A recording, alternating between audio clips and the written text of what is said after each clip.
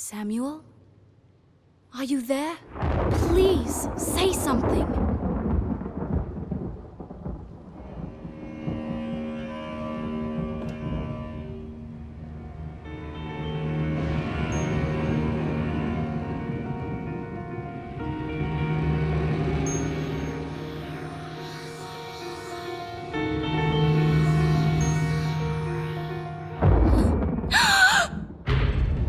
There you are.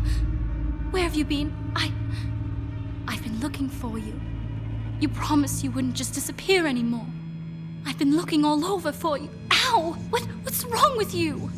I don't know who you are. I don't know my own husband. You disappear every night. You only talk when it's absolutely necessary. Where is the man that I married, Samuel? I want my husband back!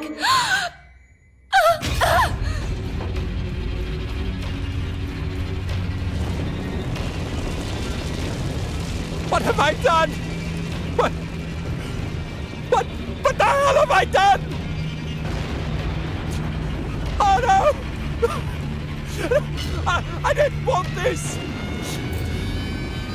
No! No! Oh! No!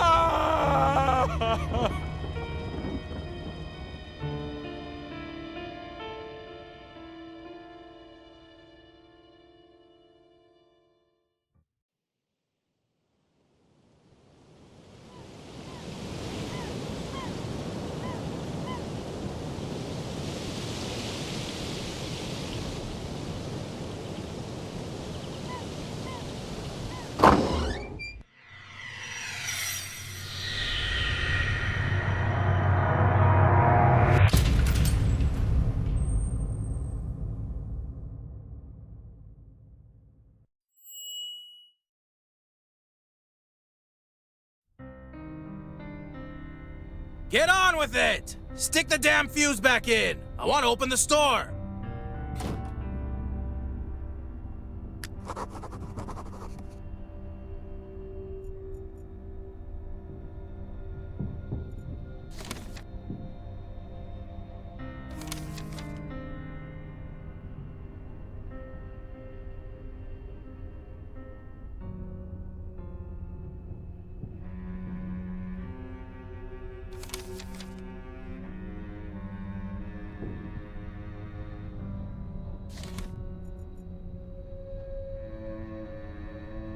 That rickety pallet is blocking my view of the lower shelves. I can't see what's behind there.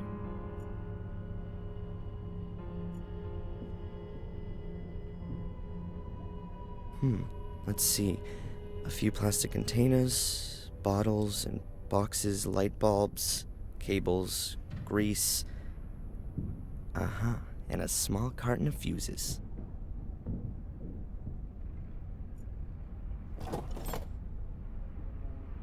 Hopefully the fuses work. You never know in this place. The fuse! The fuse, man! Open your eyes!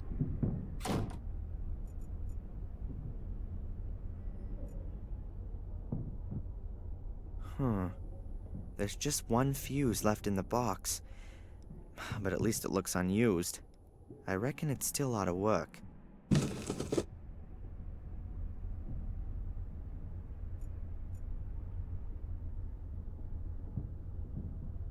An old dust-encrusted fuse box. There are a lot of wires coming out of the top of it, which then run along the floor joists. Doesn't look exactly safe. Okay, then.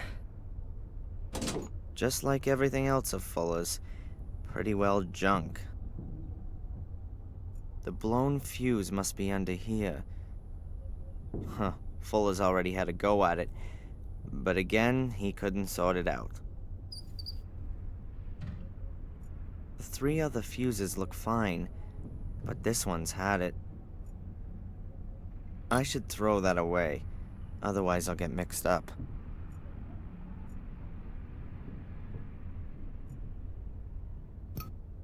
Well, that's that.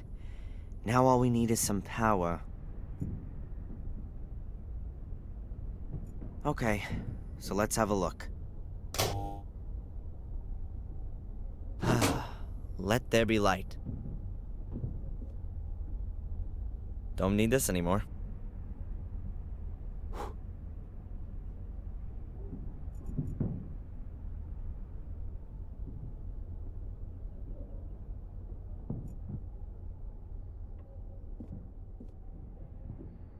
An old clothes dummy. Oh, judging by the smell, it's been damp at some point, and now it's just moldering away. I wouldn't accept it as a present, even if it didn't stink.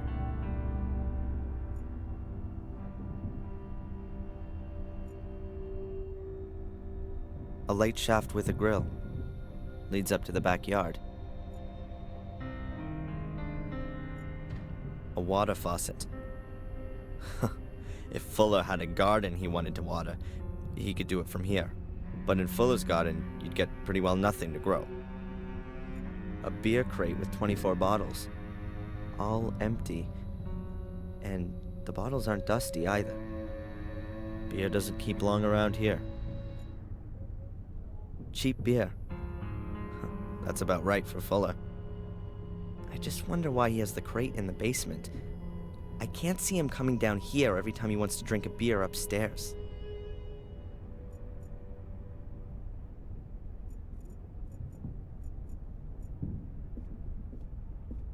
So let's go up. A wonderful working day awaits, full of appreciation and deep personal fulfillment. Ugh. Finally! You make a big deal about going to college, but you're too sappy to replace a fuse. Put that board outside in front of the store. Get on with it!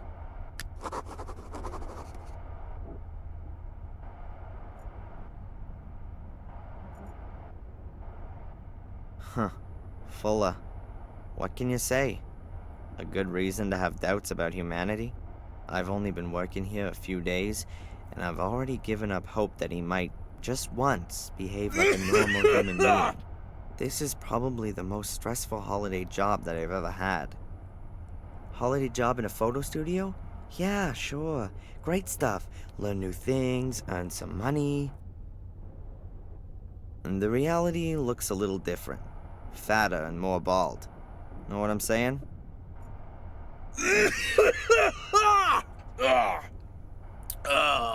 The postcards all show scenes from New England. They're the regular cards you see everywhere around here. Who should I send the card to? My fellow white bread students who I hardly know? Or my mom, who lives a couple of houses away? Many of the things here are overpriced, but that's obvious. There's only one photo store in town. He takes advantage of that. Simple reflex cameras for private use. Nothing special.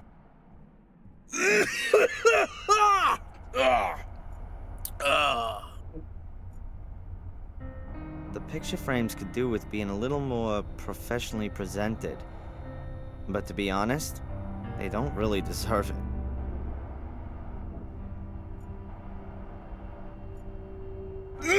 No wonder Fuller needs some distraction. You don't even get 5 customers a day in here. Yesterday, when I was tidying up the sales room, there were all these stupid afternoon talk shows on. It almost made me go crazy.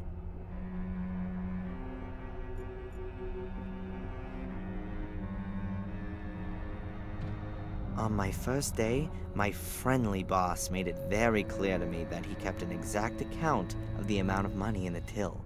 A little hint that I shouldn't consider ripping them off. I'm not interested in the cash till. That's a light box for looking at slides and negatives. It works. These photo mounts are made of a kind of pressed card. You can stick photos into them to make them easier to hang. The drawback is that they can get easily dusty. I don't need any of them. It's rare that I even hang any of my pictures.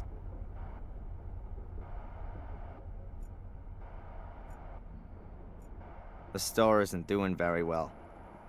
I don't think a cheap sign is gonna change that. But what the hell?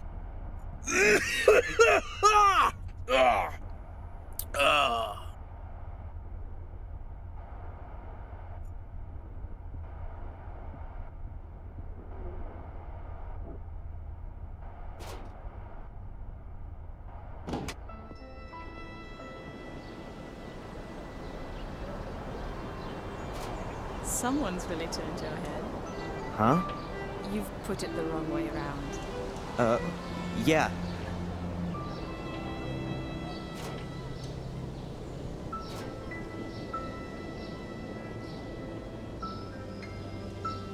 I'd like to get some portraits done. Some pretty black and white pictures. Have I come to the right place? Oh, yeah. You're at just the right place. Black and white photography is my specialty. Wonderful. So let's get started. My name's Angelina, by the way. Oh, I'm Darren. Let's go inside. Welcome to Fuller's photography store. What can I do for you? I wanted to get some portraits done.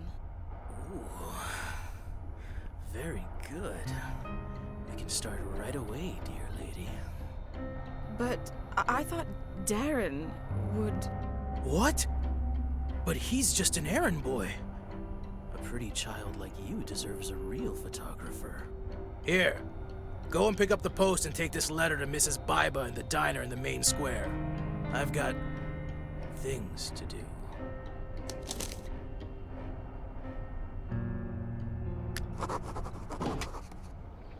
Son of a...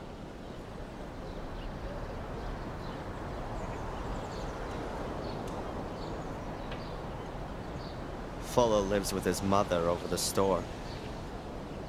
I haven't met the old hag yet, but going from her son and that filthy mutt that she seems to love more than anything, I don't think I'm missing too much.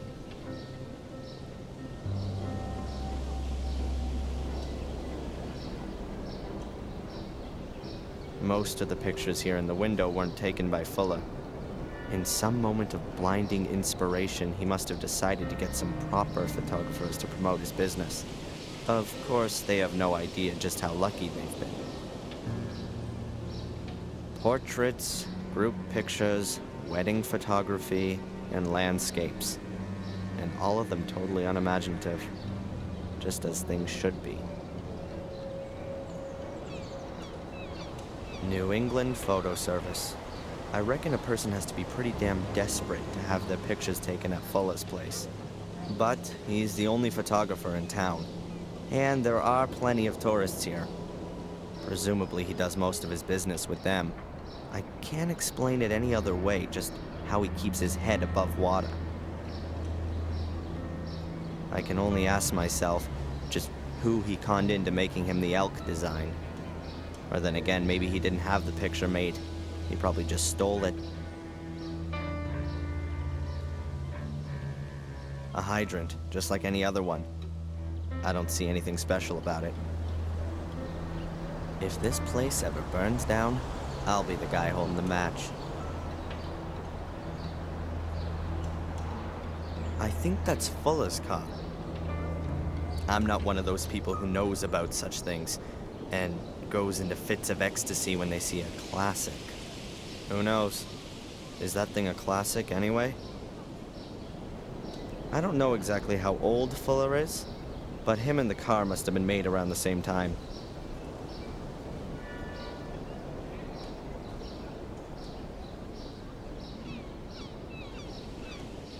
An unbelievable mess of old guns and swords, uniforms, ships' bells, radios.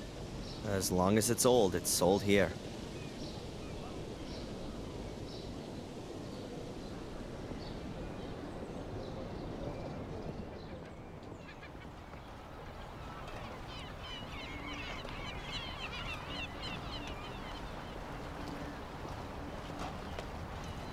A life belt.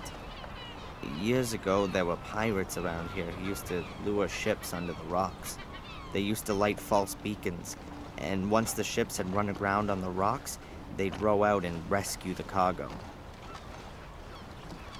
Pretty senseless driving around Maine in a convertible.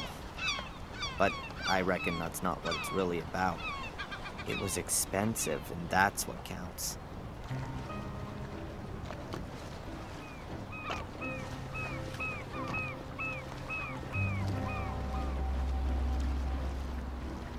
Looks like you can only buy tourist rip-off stuff in here. But the mail for the whole neighborhood gets dropped here too. The windows look like they're polished twice a day.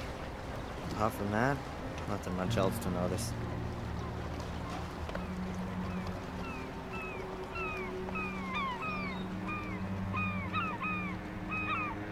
Back there is where the harbor ends and the natural shoreline begins. Just miles and miles dotted with lone houses. Often guest houses and hotels with views over the ocean. Biddeford isn't really a port, but there are plenty of boats here. Mostly sailboats.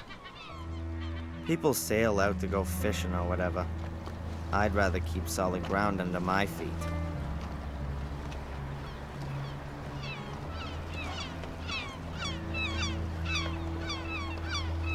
A flat metal bar. It's broken away from the railings. It's pretty heavy.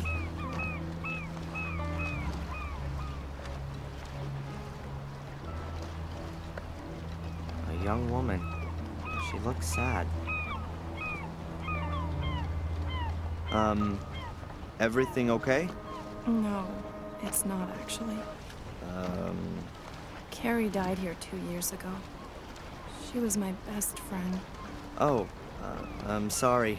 How did it happen? You're not from around here. No, I'm from Boston. I'm spending the semester break at my mother's. Yes. Well, Carrie committed suicide. No one knows why. Everyone loved her. She was intelligent and always happy. I think there's still a picture of her in old Fuller's display window. A young woman with dark hair and green eyes. Yes, I know that picture.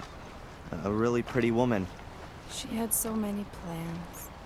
After studying, she wanted to open a kindergarten here in Bidford with her husband Jason. I just don't understand it. From one day to the next, she changed completely. Became really reclusive. She was depressed and melancholic all the time. No one could reach her anymore. Not even Jason. Even though they loved each other more than anything. Then one day, she just threw herself into the sea. And no one knows why? No one. Jason has never gotten over it. He couldn't help her. A few months later, he married that brainless bimbo with a convertible. He probably just felt so lonely. It's definitely got nothing to do with love. He must have been really lonely. Excuse me. I'd rather be alone right now. Of course. I'm sorry.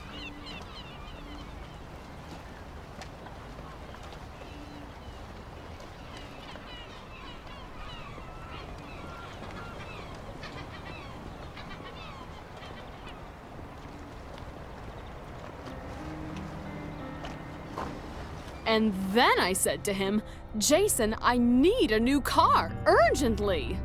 Oh, yeah. And then? What can I say? It's parked right outside. You can't be serious. Sure, I'm being serious. A convertible. Totally cute. Girl, you're just gonna have to show me later. Excuse me? Have you got something wrong with your ears? No, I just wanted a package. Something wrong with your eyes then? Huh? Listen, I'm talking here. Can't you see that?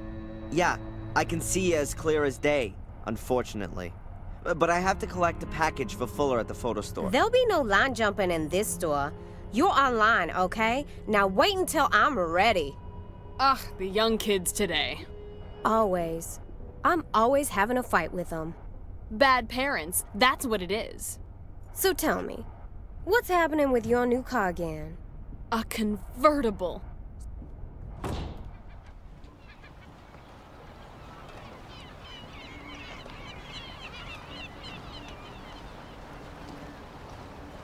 That car belongs to the world record talking lady from the shop.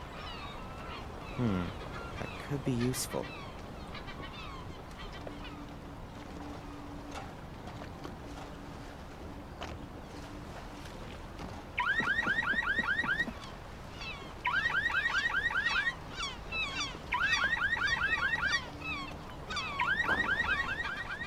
Oh, my convertible!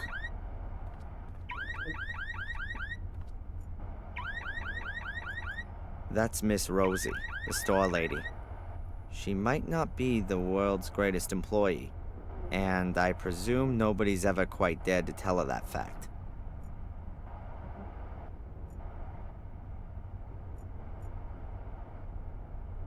Coffee mugs, little lighthouses, badges, mini life belts with Biddeford stamped on them, plastic house numbers, porcelain lobsters, plastic lobsters, wooden lobsters, metal lobsters. What more could the tourist heart yearn for? I think I'd rather my hand fell off before I took any of those with me. An armchair. Doesn't look too uncomfortable, but who would want to sit down in this shop with the charming Rosie? I am definitely not gonna sit in that. An old ship's wheel. It's supposed to endow a certain maritime charm, I guess. I reckon that the local tourist board is missing something of a hook for this place. I mean, what is there here that's a bit special? There must be dozens of places like this one along the coast. The clock must be busted. At least it'll be right twice a day.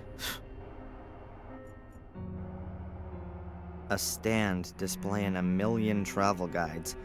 New England, Quebec, England and Wales, Holland, the national parks of the USA, Tuscany, Hong Kong, etc., etc.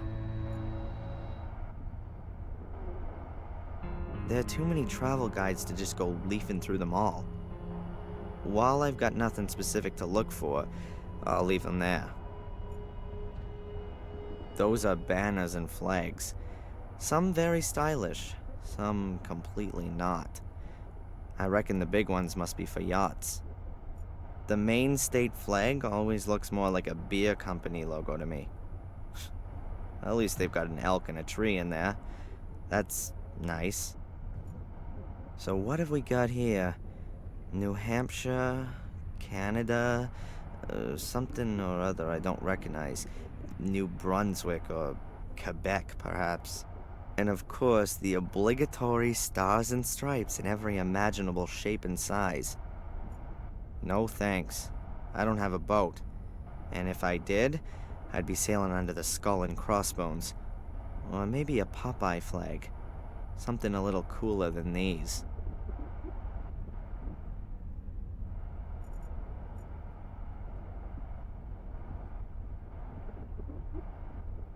Huh.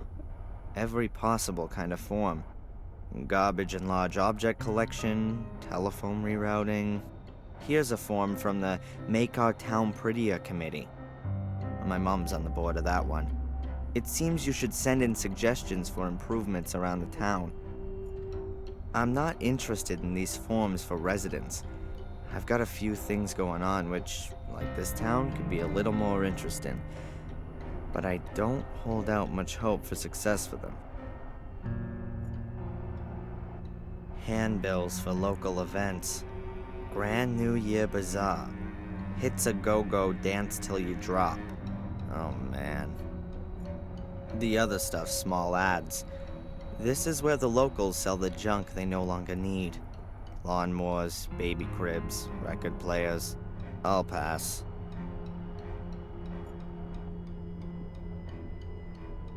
There's a few papers here. Some sort of forms and a pad of blank collection notes. I would imagine that the enchanting Rosie might possibly have some objection to my palming a blank collection note. Hello? Is it something like my turn now?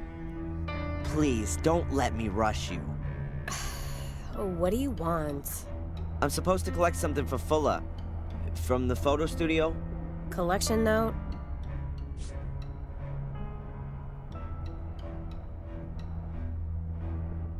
This is the one, right here. Have you still got another note? There's another package for Fuller here. Afraid not. Can I take it anyway? I might turn a blind eye for nice customers. So you're not gonna give it to me then? Hell no! Hey, Rosie. Hard at work, I see. What do you want? There's a really pretty young lady I've seen walking around here. Do you know her? You had a real good look at her, didn't you? Do you know her? Well, I wouldn't say no. She came in here and asked about a photo studio, so I sent her up to Fuller's. She interrupted a conversation I was having with a friend. Can you believe that? Ha! No way! I don't believe it. What brings someone like her, or maybe even you, here to Biddeford? Someone like me. You mean a fat woman in a state full of fitness freaks. You're one charming kind of guy, aren't you? No. I meant, why would someone as unfriendly as you work in a town tourist shop of all places? Well, you ain't exactly a picture of politeness yourself. But I don't work in a tourist shop either. Okay, look. I grew up in New Jersey. My father didn't think the neighborhood was good for me or my brothers and sisters. So he got himself a job in a paper mill and dragged us all up here. Satisfied with that? And you just weren't able to get yourself a job in construction or driving a truck? Look, you shouldn't go trying to take on someone like me. You're punching way above your weight, son. Huh, I can't deny that. Hey, Rosie, did you know Carrie, Jason's first wife? Of course I knew her. I know everyone in Biddeford. At the end of the day, this is the only post office. And what was she like? What's that got to do with you? I just wanted to chat a little. Well, we never spoke too much. She was always so quiet. No comparison with Juliet. At least with her, you can have a decent conversation. Jason's so lucky he got her now. That really wasn't a life for a guy like Jason. With someone like that dragging him down? Now, at least he's got a life. Ah, so lucky. Just between you and me, one shouldn't speak ill of the dead. But that Carrie, she was always a little strange. Uh-huh. Is there maybe a package for me there, Darren Michaels? Mm-hmm.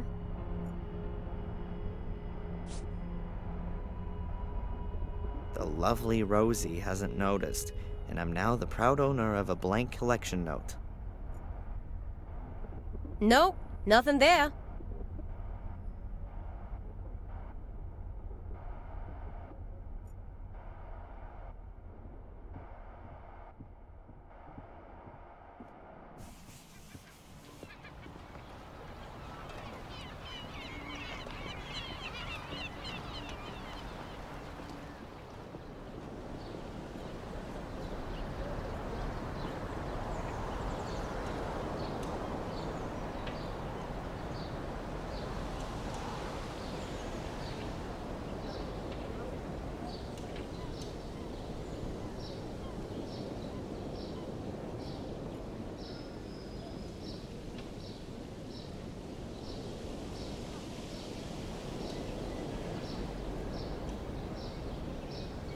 Jebediah Biddeford or something like that, I guess. Honestly, I've got no idea who that is. The city's founder, a mayor, a benefactor, what do I know?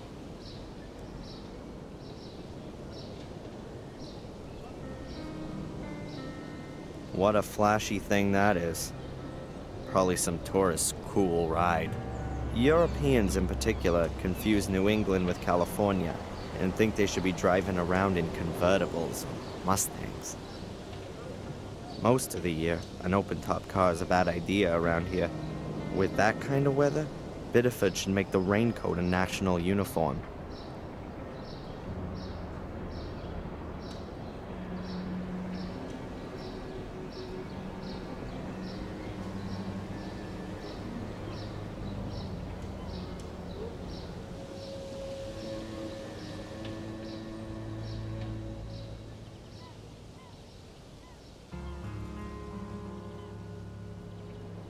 The diner's run by Mr. and Mrs. Biber. It's not a bad joint. It's done up like a 1950s diner. Yeah, well, at least how we imagine the 50s were. Burgers, fries, and drinks. What more could you need? A red, white, and blue string of lights. God bless America. A red, white, and blue string of lights.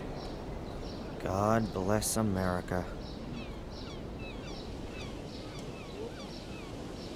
A red, white, and blue string of lights. I haven't seen such an old bubblegum machine for years. Belongs to the diner. They do that whole nostalgia thing in there, too. No thanks.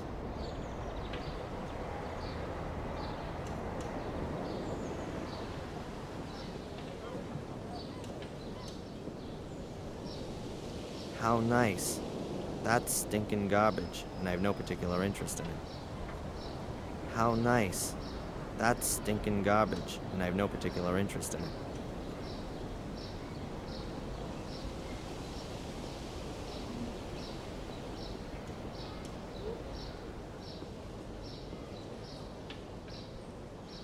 Yeah, just down the street.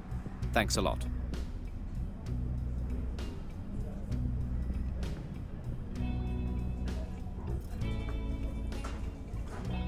Some people.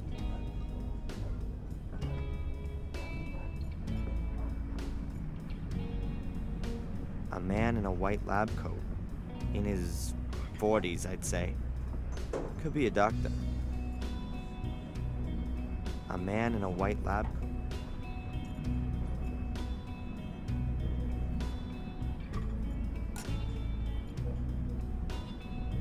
They got 2 or 3 people working in the kitchen. One of them's Mr. Biber. Mrs. Biber works out here on her own. Looks like she really works her butt off.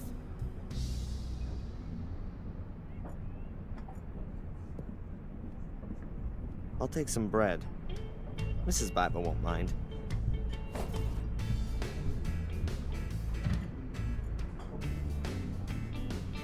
Ketchup, mustard, mayo, salt, pepper, syrup, sugar.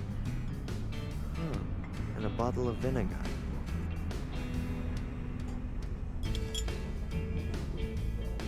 There's not much left. I don't think anyone will miss it.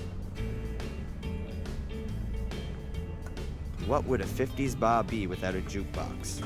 The world's just wonderful, and aren't we all so very happy type music? Just isn't my thing.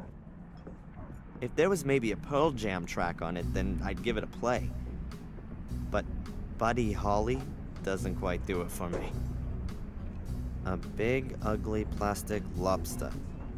Not particularly appetizing. The moose is the emblem of Maine. But the lobster's a close second. They're supposed to represent something like portholes. In reality, they're glazed display cabinets. The rear panels of the display cabinets are painted blue. They both have underwater scenes with plastic fishes and lobsters on them. Kitschy and that's about it.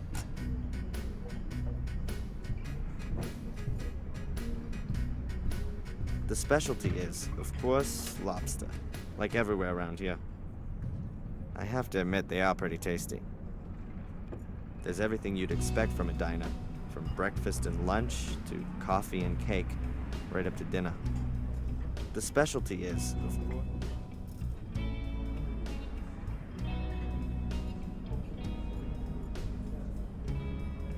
I really don't know if this place makes any money. There's usually a few people whenever I come in, but is that enough? Surely you can't get by on just that.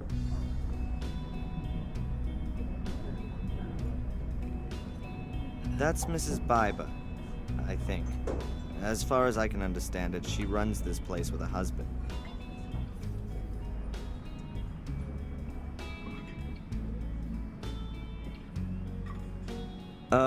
Excuse me. I'll be right there.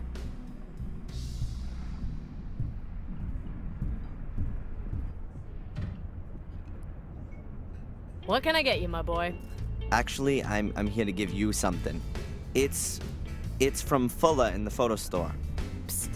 Hey, come over here.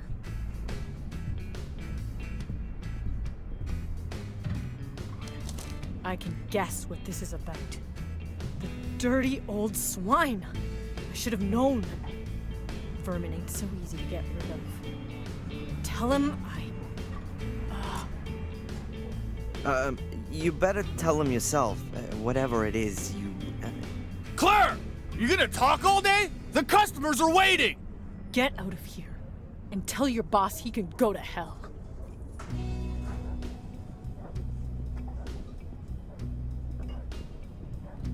Jeez.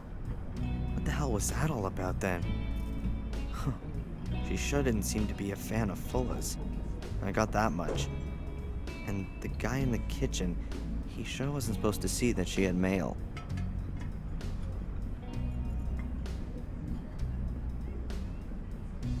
Hello? Young man! You're Darren Michaels, aren't you?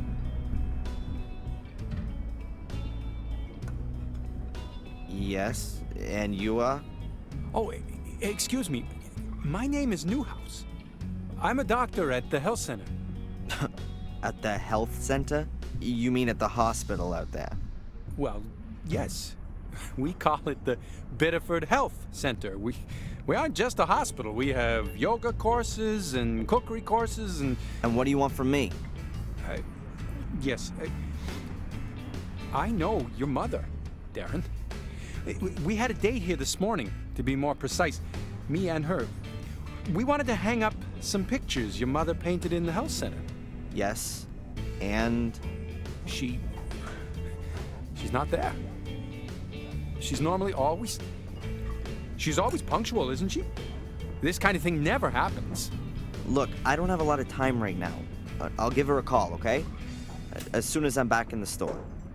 Maybe she's forgotten about your little meeting, Doc. If you say so, but actually... I gotta go. I'll call Mom later and tell her that you're waiting for her in the health center. Goodbye. Goodbye.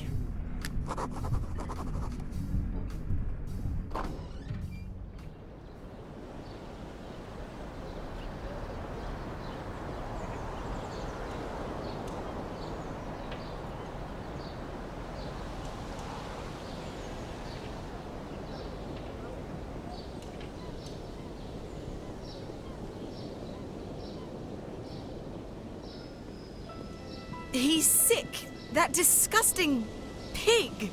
What's going on? Your lovely boss. Does he always try to grope his customers?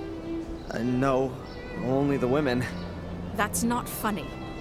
No, of course not. What can I say? Fuller's an asshole. Well, he's never going to see me again. Darren, would you bring the photos to the hotel for me? Of course. My pleasure. Thanks, Darren. That's really nice of you. I'm staying at the Wild Coast, room number 5. No problem. You'll have them this afternoon. Thanks, my hero. See you later.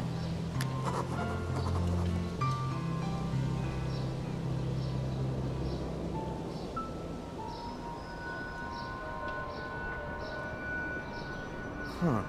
That's the guy from the diner. Is he following Angelina? Hey! You're gonna gawk her ass right off. Whatever the bitch said, it's all a dirty pack of lies. Sure. Back to work!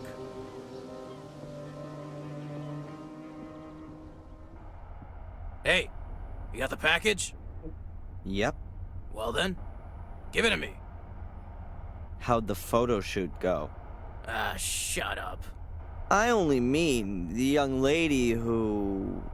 That alley cat's gone, okay? No little goodbye kissy for little Darren. So now, get to work. The shelves here could use with a dusting and the gutter's leaky. And you still gotta take my mama's dogs for a walk. Go back to the post office again and ask if the new photo paper's already arrived. The mailman still hasn't brought a collection note. And the store could also do with a good sweeping. He's cranky. I guess Angelina did a number on his ego. Nice job. Okay then. But before I start with all that stuff, I'd better give Mom a quick call and remind her she was gonna take the pictures to the hospital. And somehow I've got to get a hold of the film so I can make some prints of Angelina's pictures without Fuller catching me doing it.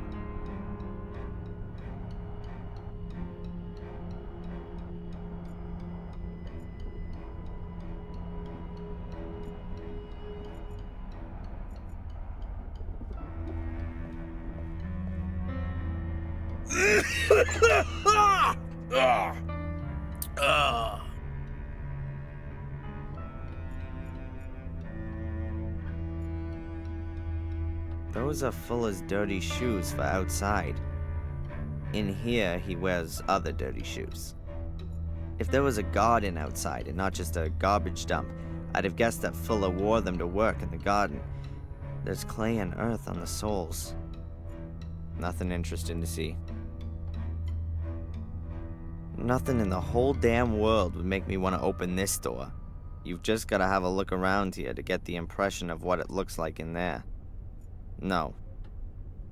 The fatso lives on coffee and burritos. That ought to make for an early death. Fuller ate a microwave burrito with, chili chocolate turkey filling yesterday. I didn't even know that kind of thing exists. But it does. A very old-fashioned safe. There's a logo on it. M.T. Schultz, Pittsburgh. Looks at least 100 years old. I find it hard to believe that Fuller hides anything of worth in there. He's more the paranoid type that wants to protect his telephone bill from prying eyes.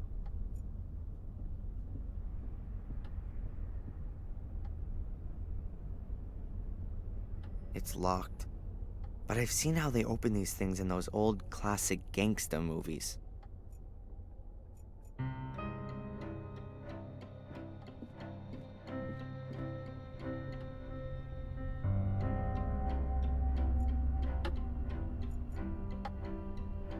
A cheapo, old-time cuckoo clock. A testament to Fuller's fine taste for stylish interior decoration. I think Fuller took his mother on a world tour a few years back. Might be a kind of souvenir. Nothing stands out. Perhaps this little angular hole on the clock face. Is that how you wind it up? Hey, there's a small opening. I could easily fit my finger in there.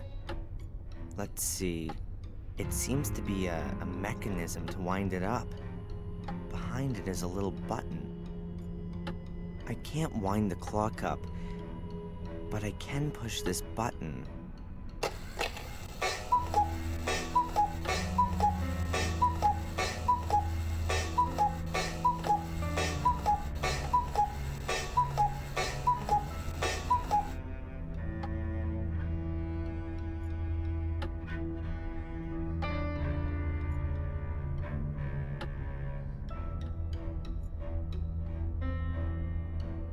A used up, chewed up ballpoint pen. He definitely doesn't need it anymore. And if he does, well, even better.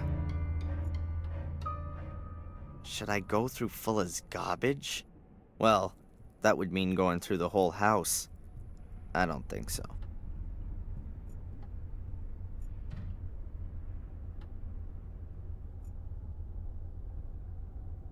A greasy map of the world. My World Tour is written next to it. A few places are marked. The USA, around Utah, Arizona. Then over to Hawaii. Afterwards comes North Africa, possibly Egypt. Then China, and then Europe. Looks like somewhere in Germany. What have we got here? The US, Hawaii, something illegible, and Europe. Fuller's smeared half of it with his filthy paws.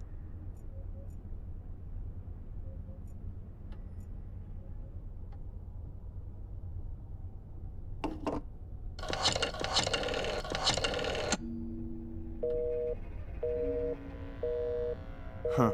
Seems like she's on the phone. What the hell are you doing using my phone? While you're on the clock? I'm gonna take it out of your... Yeah, whatever. Look, I just wanted to call my mother, but it was busy. It's not gonna make you go bust. That broad spends the whole day on the phone, right? She already called up once while I was shooting that sweetie. Some drivel about Adrian in a mirror. I hung up. I got better things to do than listen to that kind of crap. My mother called, and you didn't tell me? The old lady's not all there in the head anymore, huh? Where you going? You're not on your own time yet. Mom? Mom! Mom! Okay, think, Darren. I need an ambulance.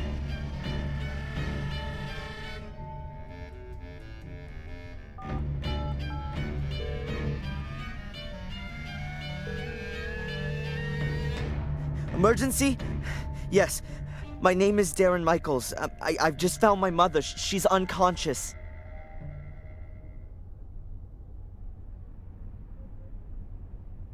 Take it to the hospital, but take it real easy. I'll be following in my car in a minute. How does it look? Difficult to say, Darren. She must have stumbled, and now she's got a serious head injury. Exactly how bad it is, we can only find that out in the hospital.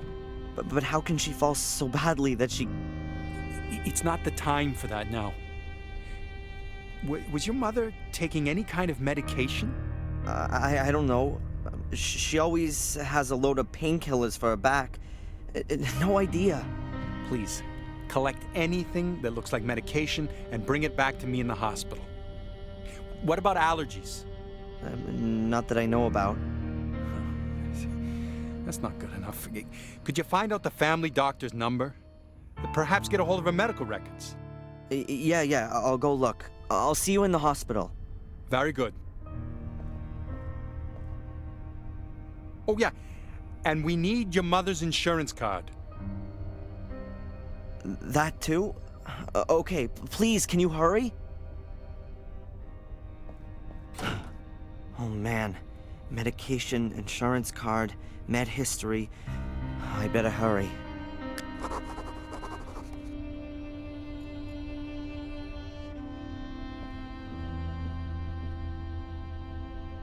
There are pictures of me and Mom in the cabinet. I can't see any pictures of my father here. Mom hasn't got many of him. I guess the memory of his death is too painful for her. When I was a child, I always wanted to know who my father was. Mom told me about him and finally showed me some pictures. That was the only time I've ever seen pictures of him.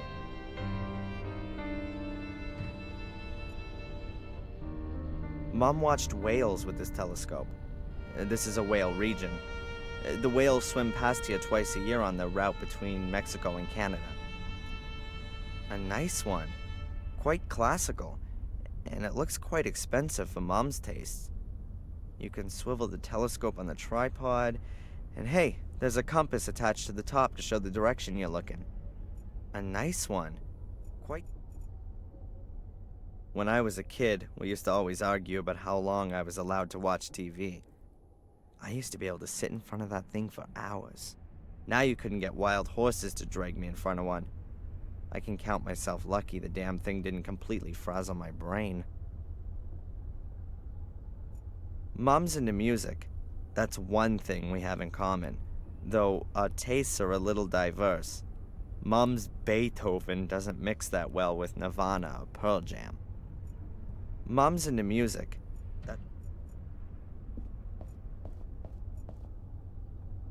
It looks like Mom was having a cup of tea while reading, before she fell over.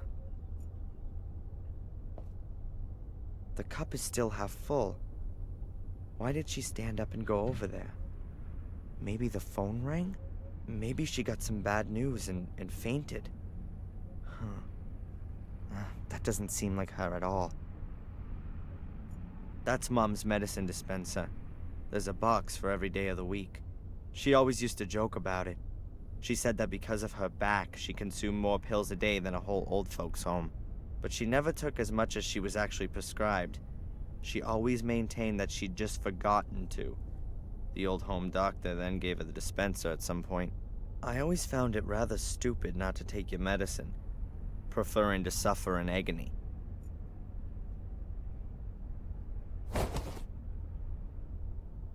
That's gotta be most of the medication, but maybe she's got more somewhere else. I should check. Mom's handbag. All her papers must be in there.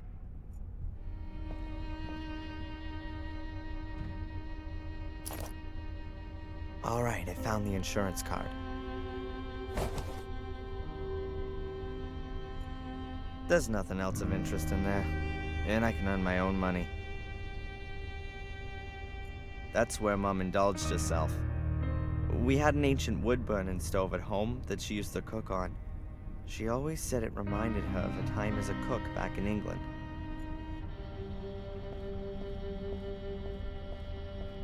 If I switch the stove on, then it's definitely not going to do the empty kettle much good. Mom would never forgive me. Being a cook, she was always very fussy about those things.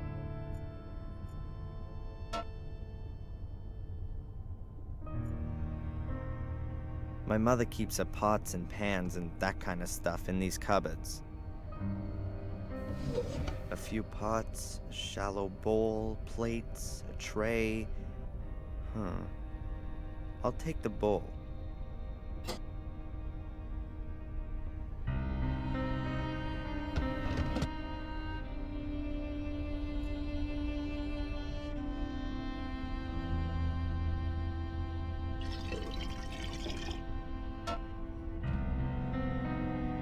The kettle's full.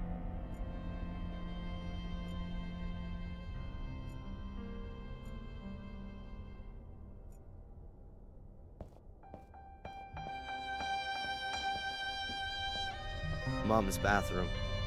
Like her old place, nothing special. We weren't poor, but my mother was always modest. And by the looks of it, so is this place.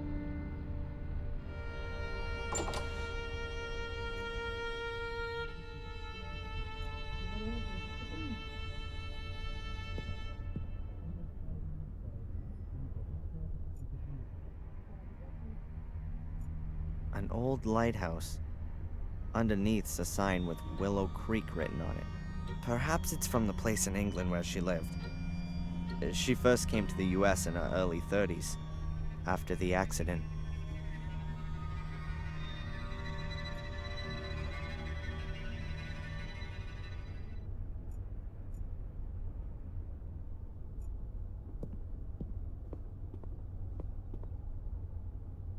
Aha, some medicines. Boxes, little bottles, tubes. I'll take it all with me.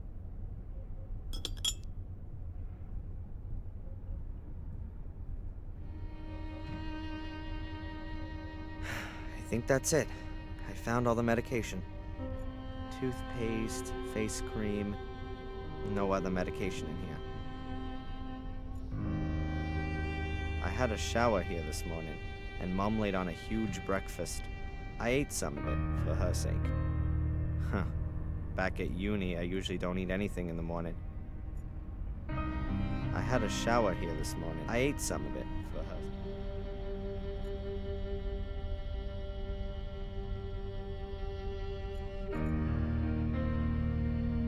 Mom likes thrillers and horror stories. Mainly old stuff. Edgar Allan Poe and the like. Perhaps it has something to do with her time in England. She's often told me that she worked in a castle that could well have come straight out of one of these books.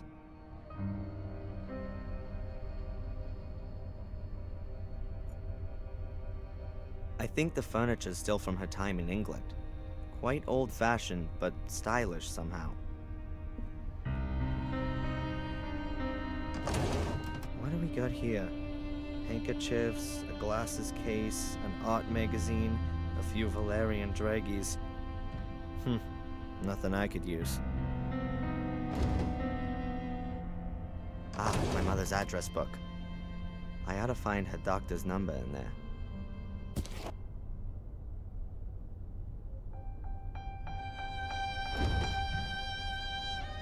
I don't think I'll find anything interesting in that chest of drawers.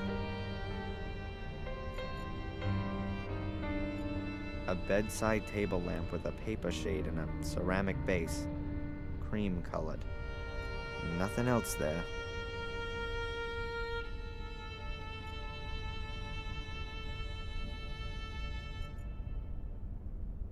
It's a beautiful lamp. Pity it doesn't work. Perhaps the bulb's gone.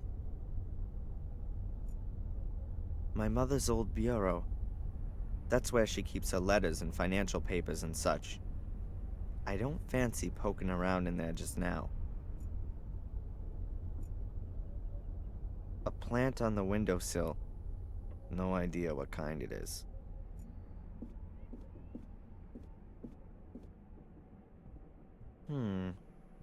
Looks like there's something under the flower pot.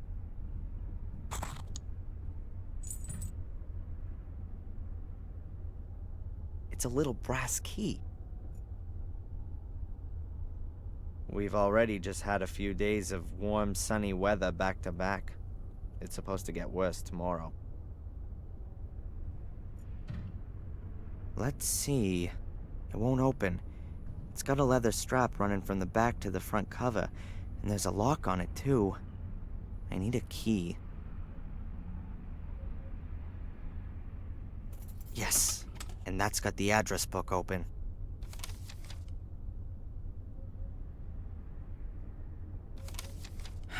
Now then, what was that doctor called? Dr. Wakefield, that's him. And here's his number. I just hope he's still got my mother's old medical records.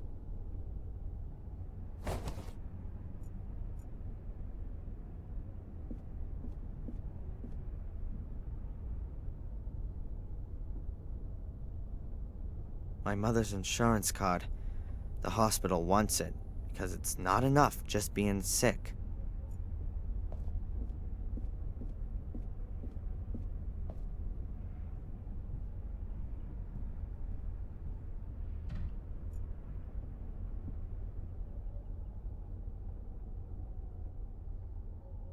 Hopefully the number's still okay. Dr. Wakefield, 555... Dr. Wakefield's practice? My name's Darren Michaels. I have to speak to the doctor. It's an emergency. One moment, please. Dr. Wakefield speaking. Hello, Dr. Wakefield. This is Darren Michaels. Darren, is there something wrong with your mother? Mandy said... Yes, she's been taken to the hospital. She's fallen over and taken a knock to the head. She's not responsive. My God. The hospital needs her medical history. Do you still have it? Yes, we must still have it here. Can you fax it over to the hospital? Yes, of course. Hopefully nothing's happened to her back. Wouldn't the support corset protect her? Not necessarily. The corset supports her spine when she's standing up or sitting, but her back has been so badly affected since the accident that a fall can have repercussions. I don't think I want to know. I'll just go down to the hospital and find out there.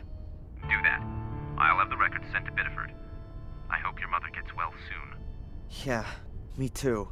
Give her my best wishes as soon as she's awake. I'll do that. See you later, Doc. Well, that's done. Dr. Wakefield has always cared well for Mom. With that back of hers, she could barely stand, sit, or lie down without causing her pain. And then she has the burns as well. And now this.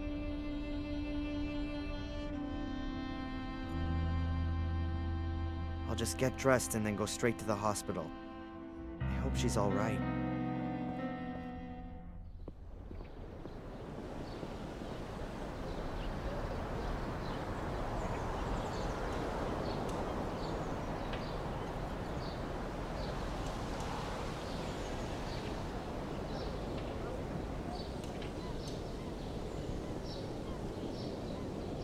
A coin-op telephone. It says out of order. If I was needing some small change, then I might take a closer look at it. But not right now. I find a lot of the buildings here in the center really big and swanky for such a small town. Especially the town hall. The city must have had money in the past. Perhaps on the back of successful whale hunting. Or maybe they did what we did in Boston in the 19th century. Made money out of selling ice. New England ice was shipped all over the world before we had refrigerators.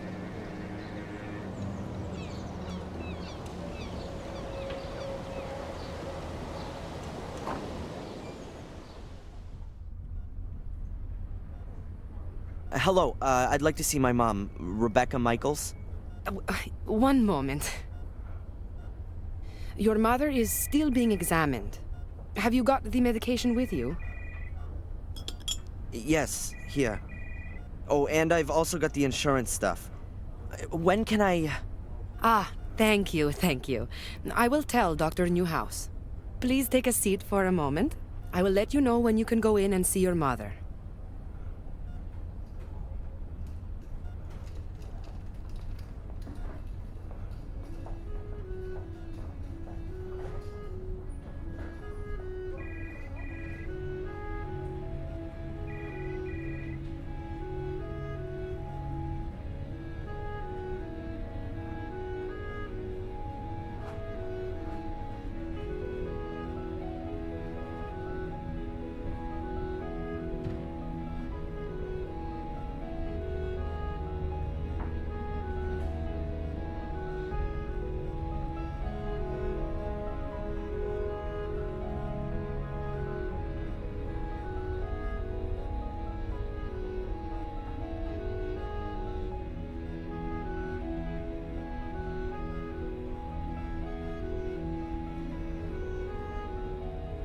Excuse me, Mr. Michaels?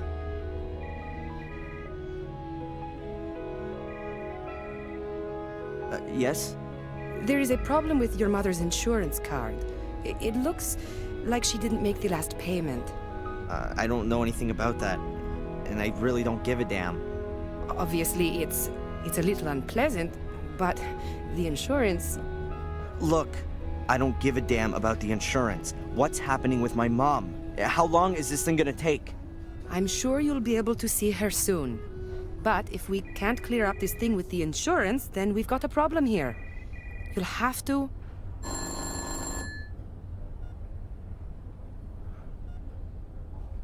Okay, Doctor. You can see your mother now. The room at the end on the right. Mr. Michaels? I can't help it if your mother hasn't paid, or if the bank hasn't made the transfer, or if the medical insurance won't cover the treatment. Here, take the card with you and sort it out. In the end, your mother will be back on her feet, but she won't have a roof over her head anymore.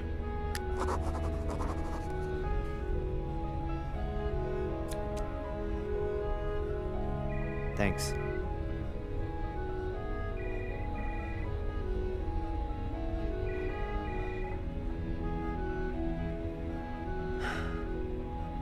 How is she? Not good, I'm afraid. The wounds to her head are quite severe. She must have fallen against the table with all her weight behind her. Is she going to... One should never give up hope. But your mother's in a coma, Darren. I'm sorry, but it's rather uncommon for someone to wake from a deep coma. Perhaps if she'd been discovered earlier, and there wouldn't have been so much bleeding in her skull. You're saying that if I'd gone to her straight after our talk, then she wouldn't be here now, lying in a coma? But my boy, you couldn't possibly have known. Yeah, how could I have known? Fuller. Sorry? Fuller! She phoned the photo store. She wanted to speak to me, and Fuller just hung up on her. Wait, no, that's completely... She was conscious and wanted help, but Fuller... Darren, get a grip. It was an accident. No one's to blame, and you should just... Just what? Simply sit here at the bedside and hope that she gets better? I can't barely believe that. Darren, you must... Thanks for your help. We'll look after your mother round the clock, Darren. You're welcome to stay here. I'll pop in again later. I'm not gonna stay here. I still have things to sort out. That fat bastard's gonna pay for this.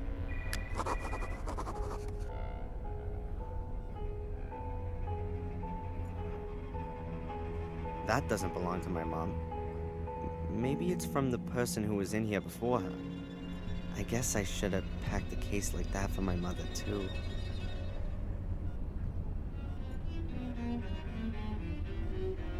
The monitor shows my mother's vital signs.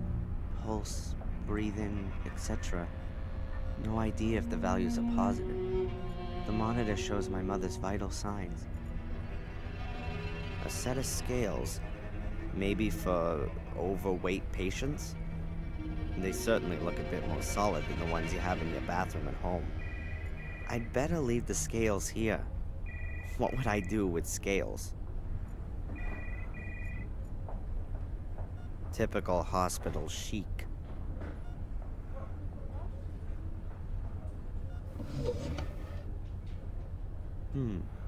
There's a little medicine bottle lying here. Perhaps it belonged to the patient who was here before my mother. Laxativa. A powerful laxative. Sounds useful.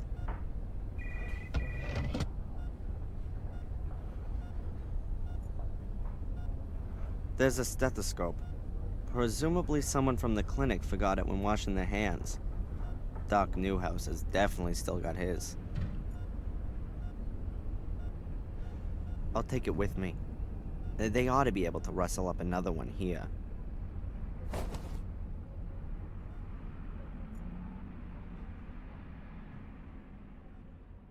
It seems to... She looks so weak. My mom always had a fighting spirit, and all this just because she tripped. Probably rushing around again, doing someone or other a favor. And then that stupid cupboard. And Fuller. If he even... I'm gonna squeeze him dry for this. The mirror. Don't go through the mirror. Mom? Mom, are you awake? Did I just imagine that? No, I couldn't have. My wrist still hurts. She must have been terribly afraid of something. But what did she mean? It seems to... She looks... And all this just because she... And Fuller.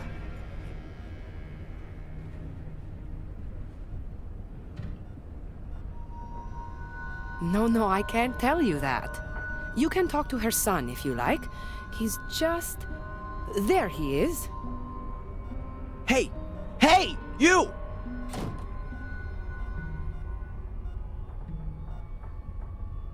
What the hell?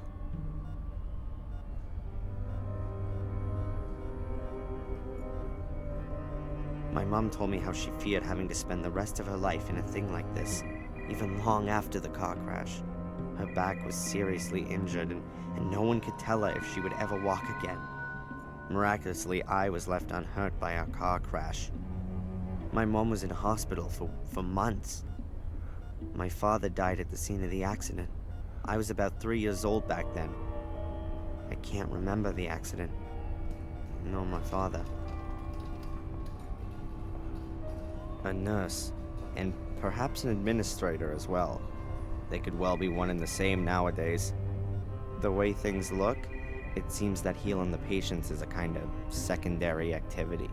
Hi. Hello, Mr. Michaels. What can I do for you? What do you think? You reckon my mom's gonna be okay? Oh, you never can know. But for sure, there are people who come out of comas after much worse accidents than your mother's. And folks who die from much less serious accidents. You mustn't give up hope. Pray for your mother. Statistically speaking, that has no effect whatsoever. I'll save my time. What did that guy want? He was asking about your mother. What did he want to know?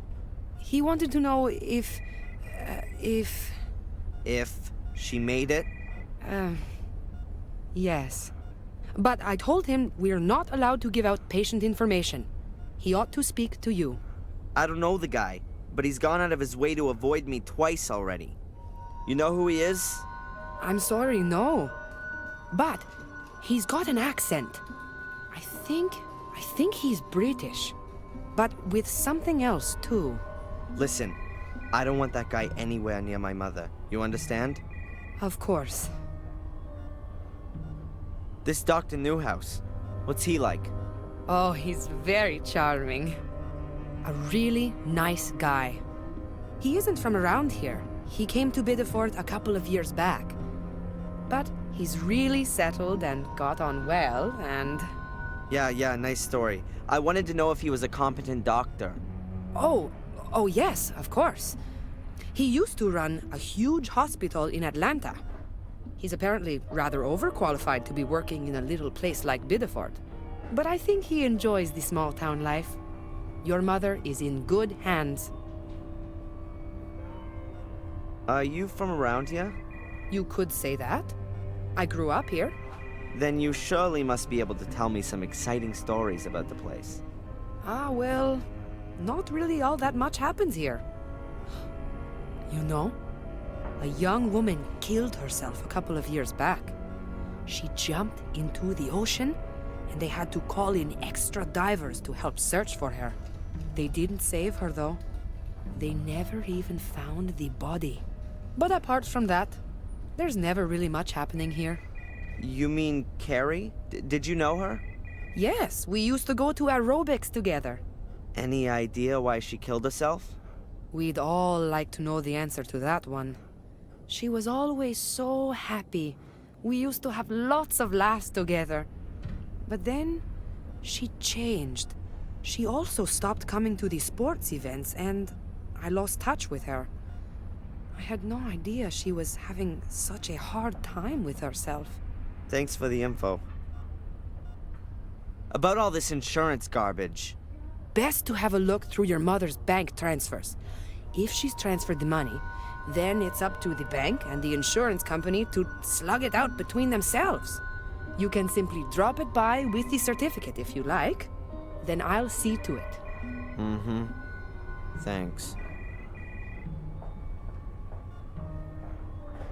Thanks very much for the information. No problem.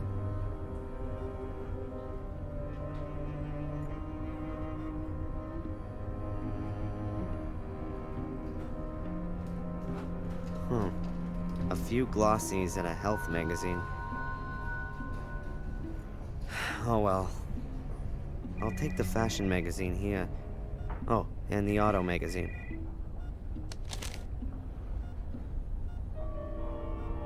2 magazines. Well thumbed through and a few months old. Hardly any text, plenty of pictures. Just the way those sucker celeb mag readers like it. I don't want to just sit here and wait for some news. I can drop by at any time and ask how she's doing. When the Temple of Liberty has been established, will the people know how to decorate it? We're decorating our country of liberty with cameras. Who are people scared of? Themselves?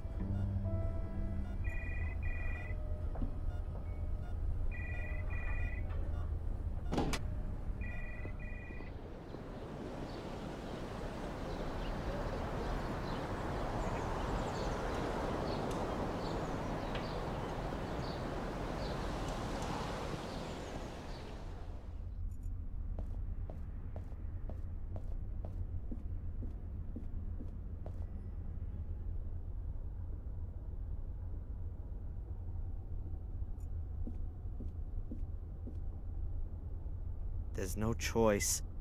I can't believe I've got to scrabble around in my mother's private things so the damn insurance company doesn't let her die. I mean, what are they gonna do if I can't find any proof that my mother transferred that money? Throw her out of the door in her bed? Alright, come on, Darren.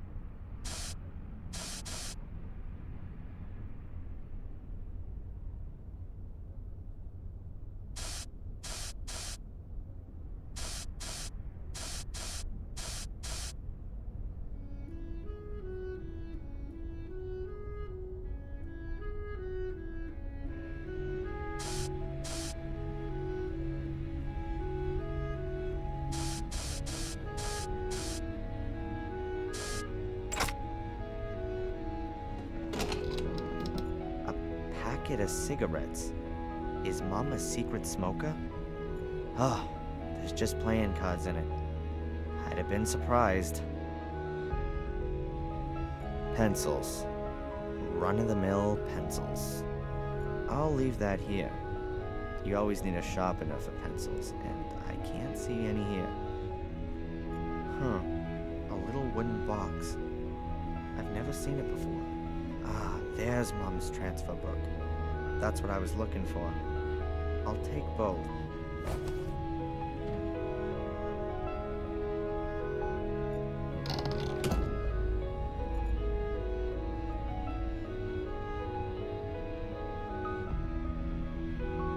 Good.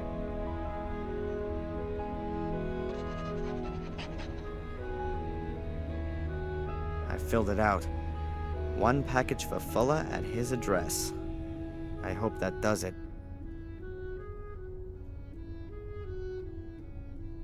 The little wooden box I found in my mother's bedroom. It's quite hefty, seems to be solid wood. It won't open.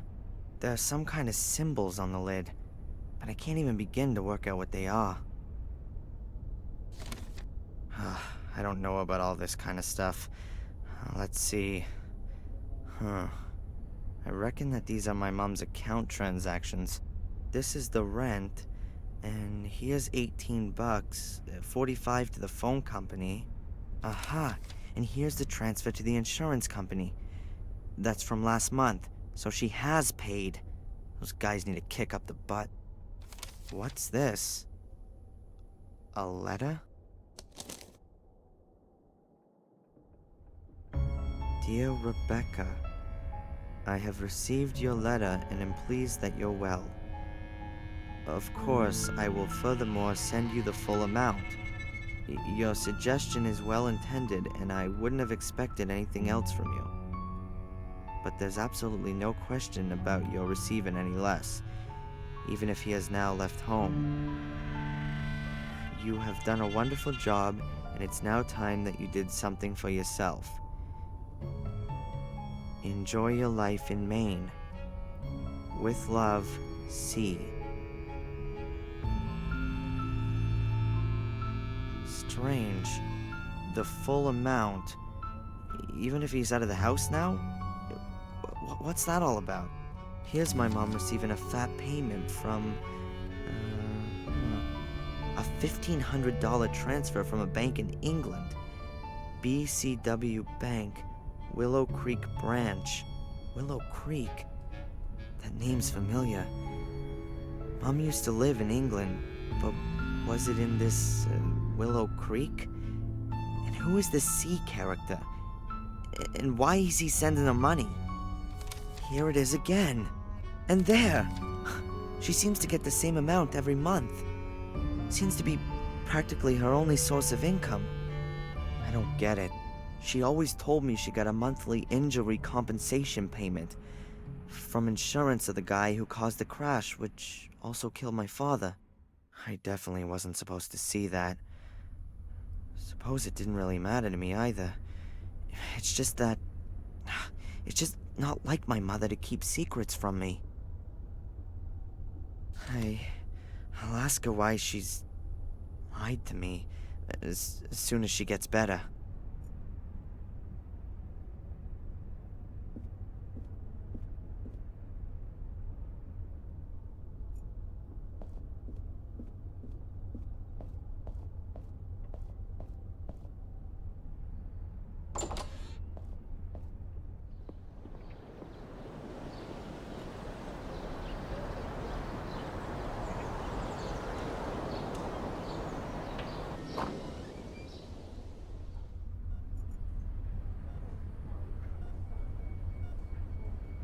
Hi.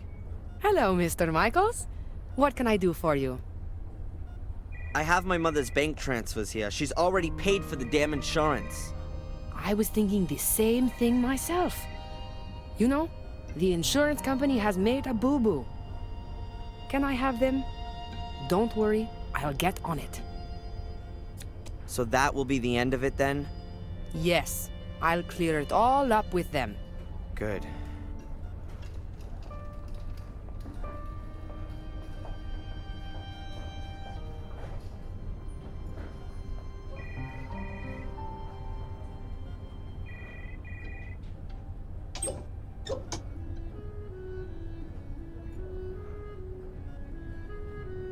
I'm standing here in front of my mother who's lying in a coma, and all I can think of is her lying to me about her accident. Just what kind of a person am I?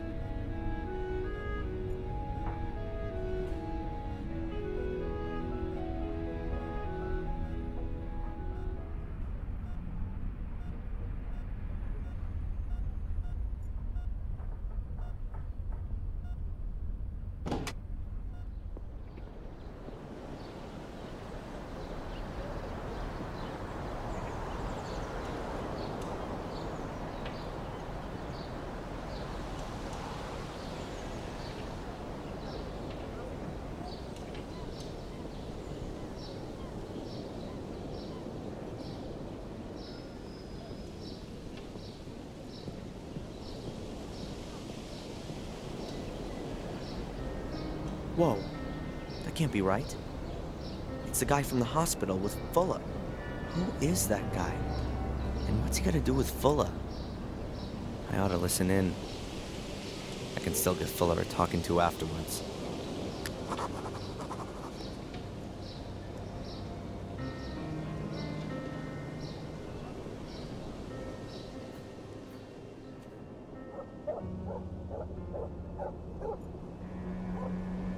An ancient, rickety tool shed. This is where Fuller keeps the junk that he doesn't just throw somewhere in the yard. So, not much.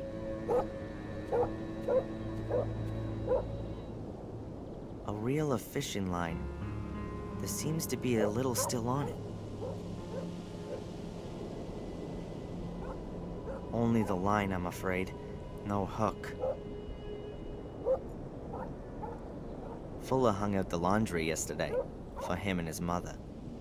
I just found it somewhat surprising that a fat ass like him does the laundry for his mother. Alarming, even. The man is way past 40 and gets bossed around by his mother.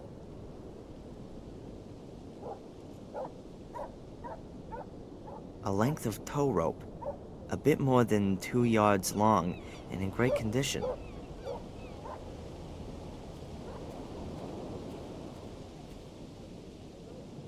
Ropes are always good.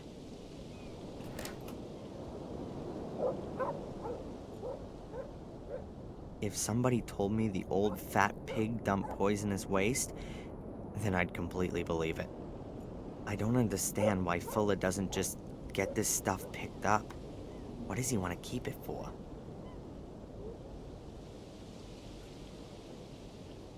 That's the cage for Fuller's mother's dog. But the dog is usually in the house. At least, I've never seen it here in the cage.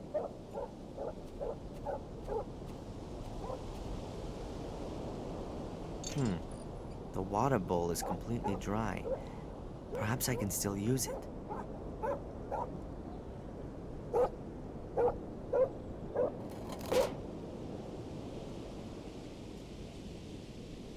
I've got to be careful. Fuller's talking to that guy on the other side of that window. I can't understand anything, but if I'm not careful, they'll see me.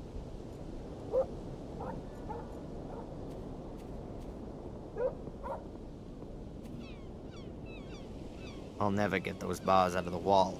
I can forget that.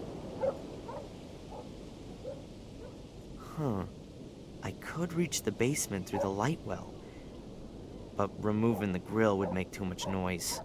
And apart from that, I'd never get up the creaky basement staircase quietly. I've got to find another way.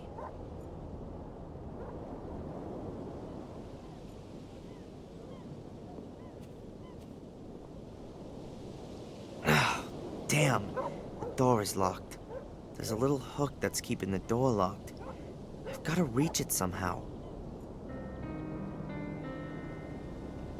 A completely rusted bucket with big holes in the bottom of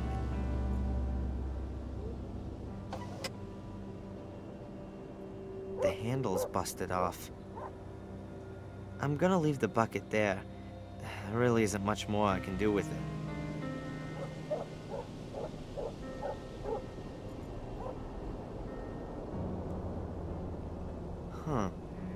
The window is directly above the door. Perhaps I can somehow unhook the lock through the window.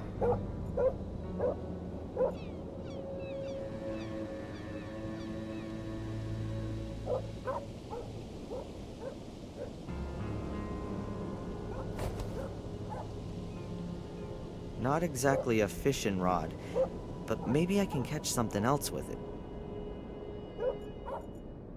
That should work. I've just got to be really quiet. If the handle hits against the door, they're both sure to hear it.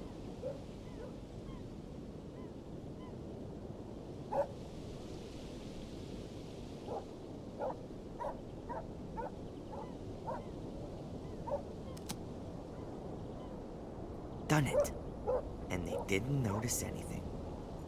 The door is open again. I can go in. I just hope it doesn't squeak.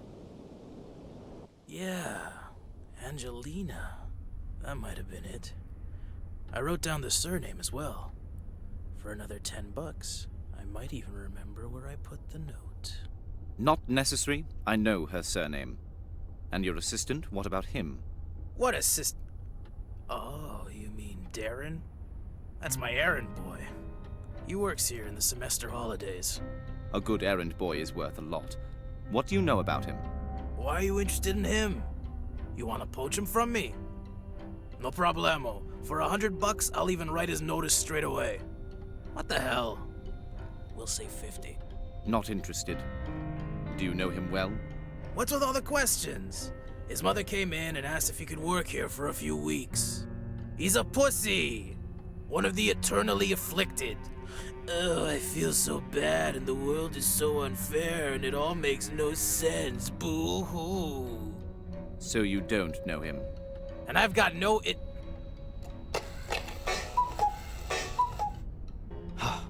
That was close.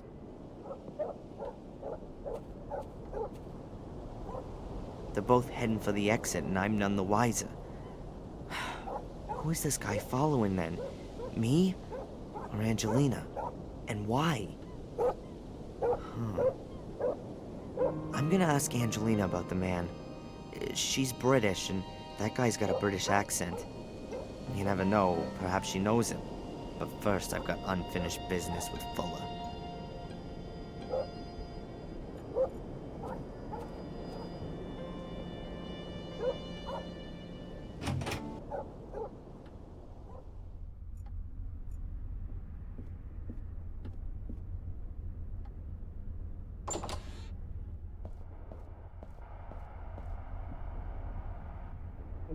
Hey, where's the big jellyfish?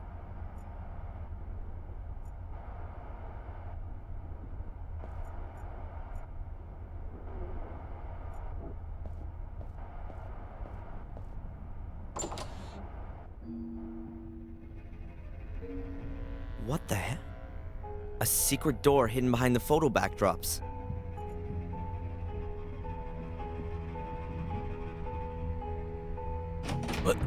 What the hell are you doing here, boy? Keep your hands off, Fuller! Because of you, my mother's in a coma. What have I got to do with your mother? Out! Out of my basement! Go on, get out of here! You should have told me that she called. It was obvious that something was wrong. I swear I'm gonna... You threatening me? You? Threatening me? If she doesn't wake up, I am gonna... Out!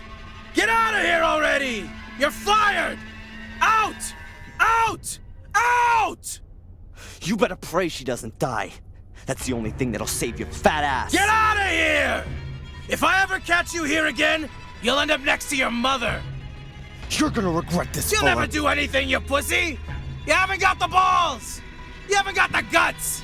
You got nothing! I'll think of something. I'll get him back. That man's gonna pay, you just wait. But I still need the film with Angelina's pictures on it from out of his camera. I could use his darkroom to develop the film and make the prints.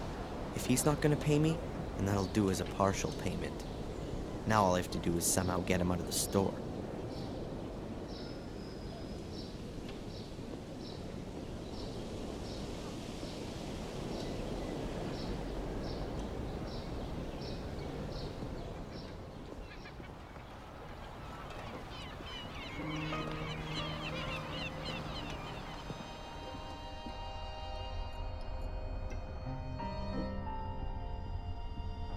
Hey, Rosie. Hard at work, I see. What do you want? You know the Bibas? From the diner? Sure I do.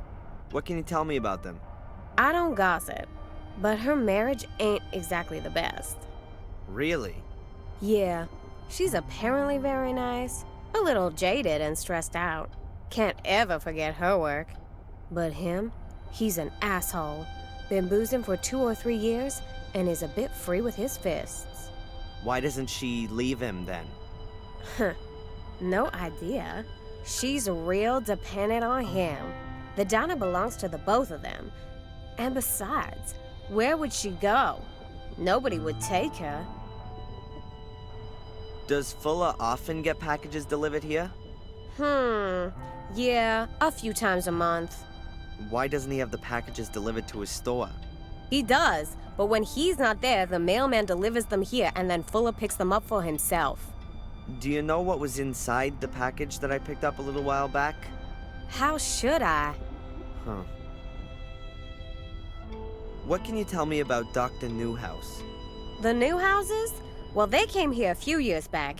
He was a big cheese in Boston. Miss Newhouse has brought a good bit of style to this little town. I know her. My girlfriend Betty is her best friend. Really? She gossips as much too? We don't gossip, okay? You really want to know all this stuff? Is that a girlfriend of yours? Yeah, one of my best ones. Does she sit about in this store the whole day? Excuse me? I wouldn't know what that would have to do with you. I just mean, has she got a job or not? She doesn't need one. Actually, her husband has plenty of dough. And even if he didn't, then she could easily earn good money working as a photo model. As a photo model, huh? That could maybe help me out some. Oh, really? Nothing. It's okay. Along with all the tourist stuff and the mail, you're the local travel agent too, aren't you? Have you got anything about a place called Willow Creek in England? Course we do. Take a look back there on the flyers. I wanted to pick up Fuller's package with the photo paper. No, please. I can't accept that. Why not? It's not signed. Fuller has to sign the note? Stupid. The mailman, of course. Fuller should ask him tomorrow morning. He probably just forgot when he was posting the note through Fuller's door. It's not possible for me to wait till tomorrow. Thanks. Yeah. Now I wonder, there might be a mention of this Willow Creek place in these travel guides.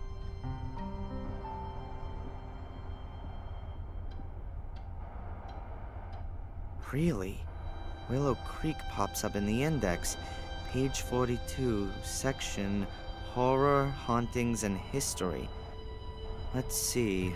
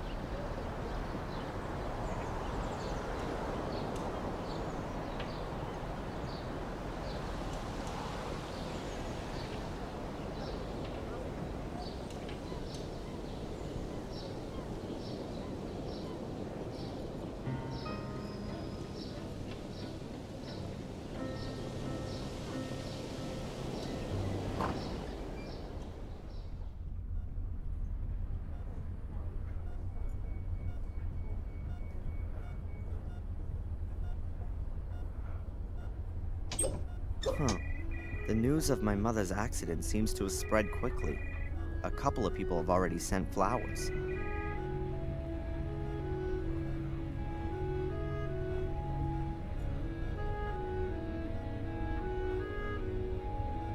so many greetings and get well wishes.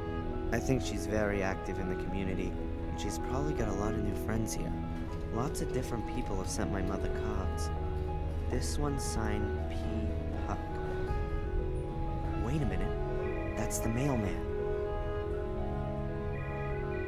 The mailman signed it, so now I've got a sample. I think I could forge his signature really well.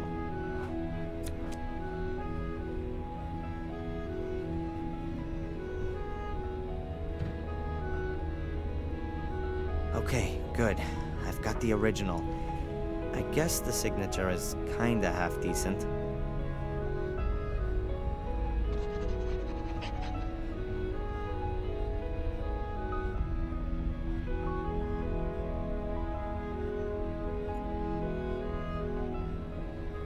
Her total sincerity and starry-eyed idealism always annoyed me.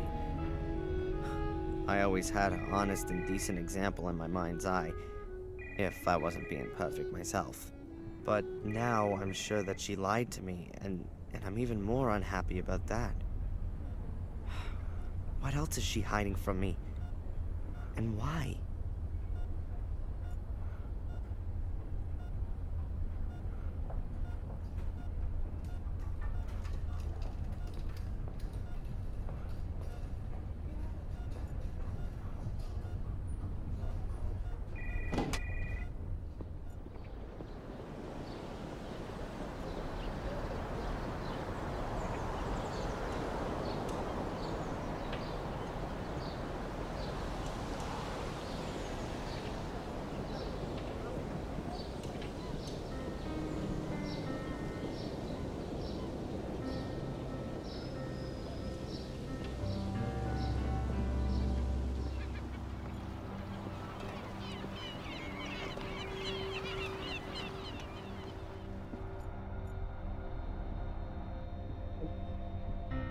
Hey, Rosie.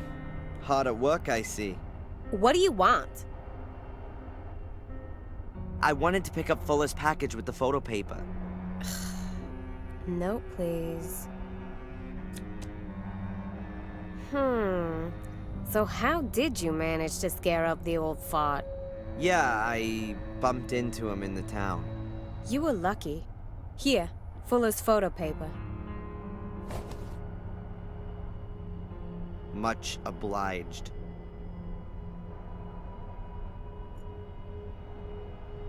Huh. The bimbo reads fashion magazines. Why is she doing that here? Excuse me, ma'am. Oh, it's you, the hoodlum from this morning. Yeah, well, I was in a rush. An important job to do. No reason to be impolite. Of course not. I've noticed you're really into those fashion magazines. Are you a model? Me? No. You're joking. You must have at least thought about becoming a photo model. Actually, I have been approached. Oh, well, that goes without saying. You see, I work for a magazine from down south. Ladies in Chrome? I've never heard of it. It's the high society magazine in the South. The magazine for the top 10,000. I'm working on a piece about life and style in the far north. Really? How exciting. Maybe you have some recent photos. I'd love to show our readers what fine taste people up here in the north have. This is your stylish convertible, right? It is! And I'd be happy to be at your disposal for your story. But I don't have any photos. That shouldn't be any problem. There's an excellent photographer in town, isn't there? Fuller? You can't be serious. That savage would never be able to light me properly. Oh, so you don't know? What don't I know? Who Fuller really is. He's an internationally renowned star photographer from New Zealand. He's been living here incognito for a few years. He's working on his life's work. He's documenting normal folks' lives here in America. Of course, he's got to stay unrecognized to do that. That's... No, I can't believe that. I swear, in a few years, when he's finished his work, it'll be the photographic sensation of the decade. I can't believe it. Show me some of his pictures, then we'll see. Well, all right then. But don't run away. No way.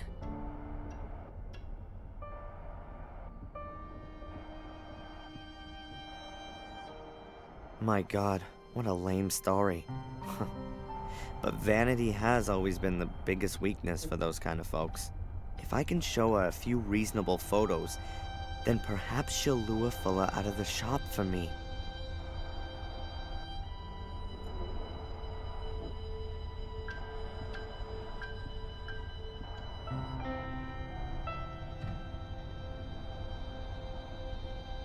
Look, I've got a few of Fuller's earlier works. Really? Show me. Which pictures are by him? Oh, that one there. Oh, and there too. Oh, and here's another one. Exactly. Yeah, that one here. They're really wonderful. It was all just for the money. In reality, he's an artist, you see. But the project here in Biddeford is his real passion. Living incognito amongst us common folks, working on his masterpiece.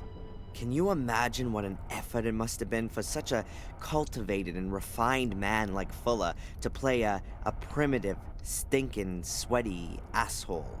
That's true art. You should call him. He could photograph you in your car up on the cliff top. Now? Yeah. Unfortunately, I've got to hurry, my lady. I've got a deadline to meet in Dallas, you see. Oh, of course. I'll call from my car phone and arrange a photo shoot. Oh, excellent. But don't let him realize that you know his true identity. Who knows what that'd do to his artistic spirit. I understand. Thank you so much. Oh, no problem. Shall we meet here again this evening? Agreed.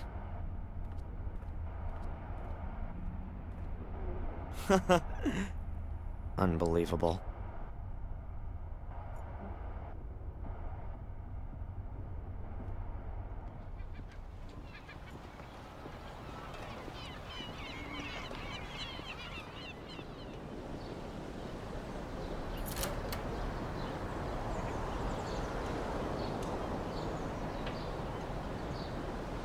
And there he goes. Now I ought to have a few hours to get Angelina's film and develop some pictures in the darkroom.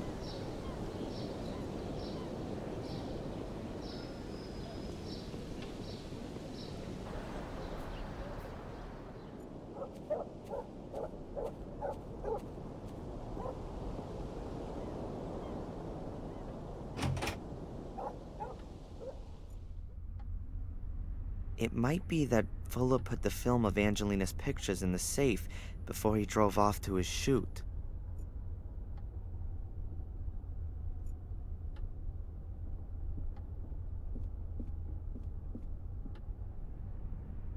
Alright, let's see. But I need to get a move on. Fuller's had a clock built into it, so there's a time limit.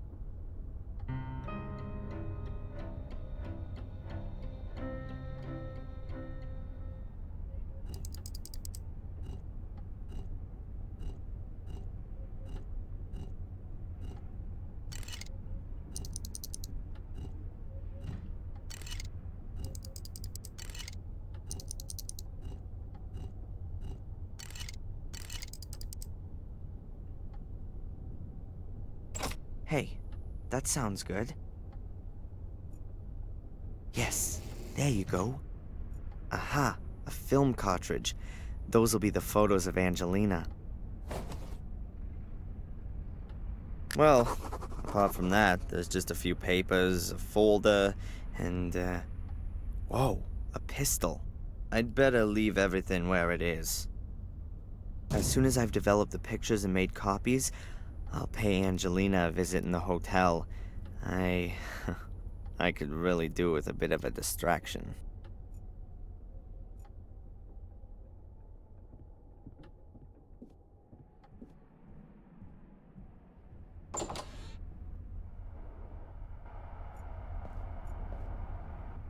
You know, that fat idiot's kit really isn't too bad.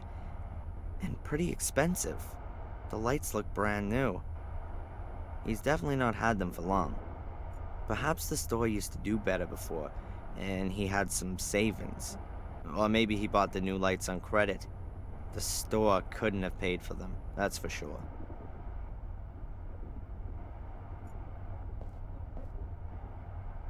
That's just the tripod.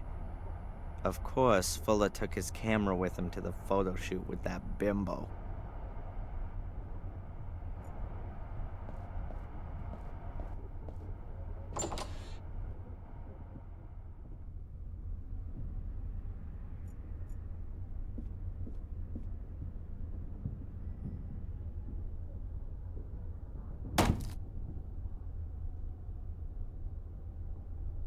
Photo developer. Looks like it's been there for a while, but the bottle's still sealed, so it could still be good.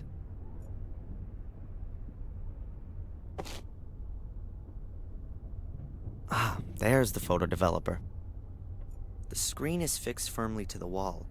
It's glued to a wooden pole at the bottom that's held to the wall with 2 clips. Fuller's secret door's behind it.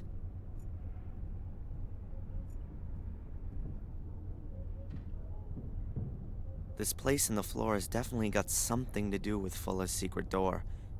But right now I've got more important things to do than snoop around after Fuller.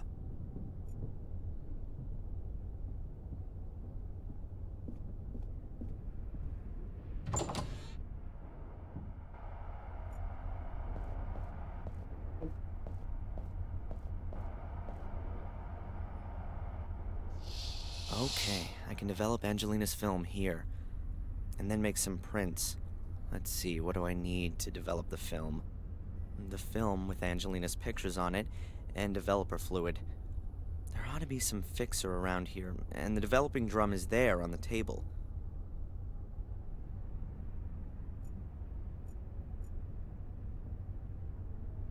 A bottle of distilled water. I'll take that with me.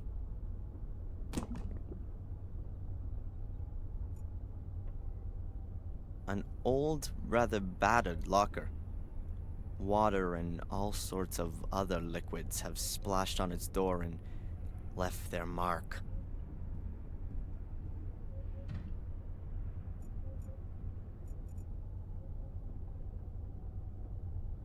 That's a photo enlarger. You put the developed film in the top and then lay a sheet of photo paper on the table below. The picture is projected onto the sheet and so exposes the paper at the same time.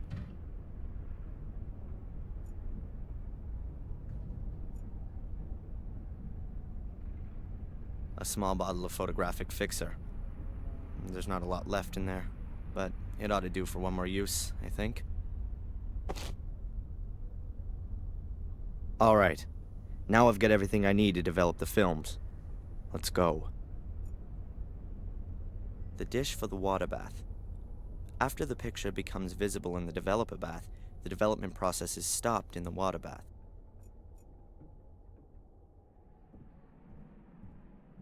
The undeveloped film is placed in this container.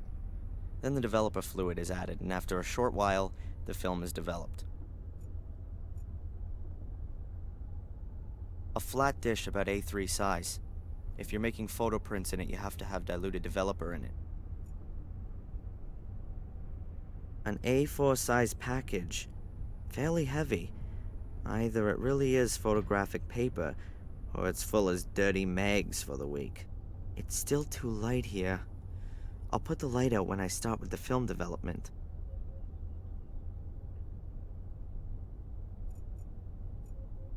First of all, light off.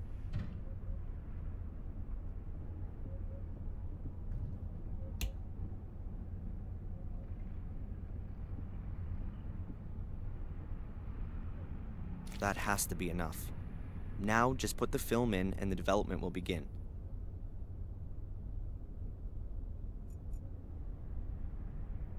The film and the developer are now in the developing drum. Good. Now the developer's oxidizing.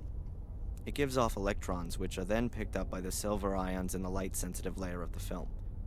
The more light that falls on a location, the stronger the reaction, and so the place then turns darker. In short, the film is now being developed.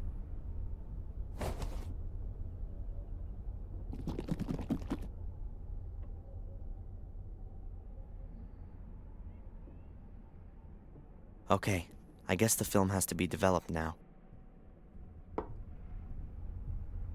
So, that ought to do it. I'll pour out the developer.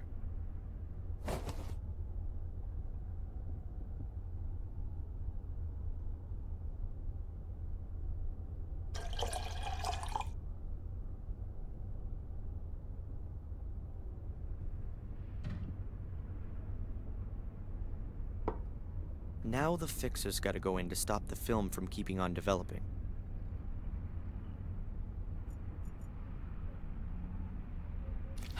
Oh well, that's the end of the fixer. But what was left ought to have stopped the development process. I hope everything's worked.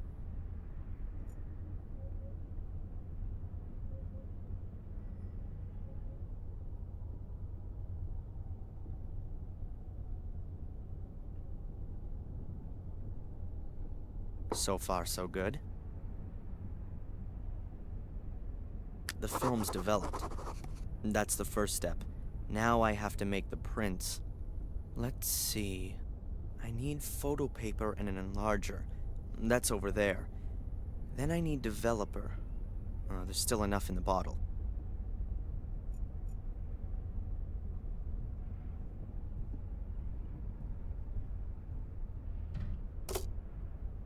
The film has been put in. An A4 size package.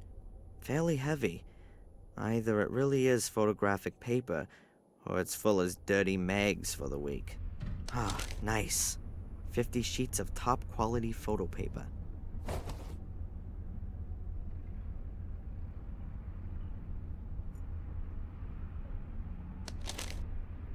The sheet is lying in the frame. The distance of the lens from the paper seems fine for the picture to be projected properly. Then let's have a go. The longer I leave the lamp on, the more contrast the picture gets. Let's try it.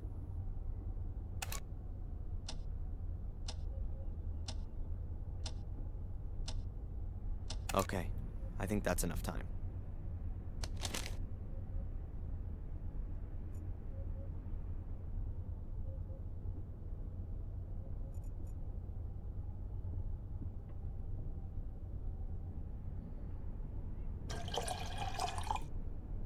That's enough.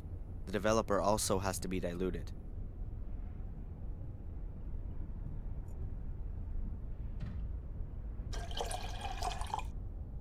Great. Just as it should be. A dish with about half an inch of diluted developer.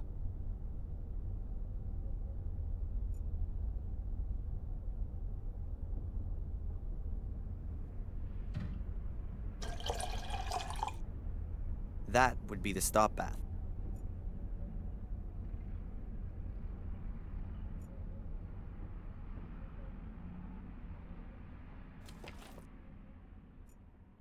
Ah, here we go. I have to take the sheet out as soon as it has the correct brightness. Too early, it stays too light. Too late, it'll get too dark.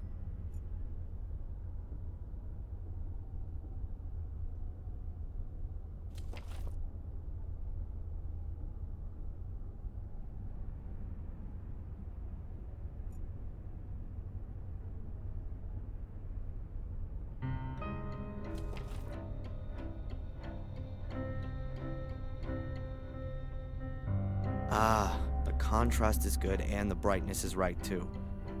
But the picture itself is garbage. I can't do much about that. Maybe some of the other pictures are better. Well, at least the exposure and development times seem to be right.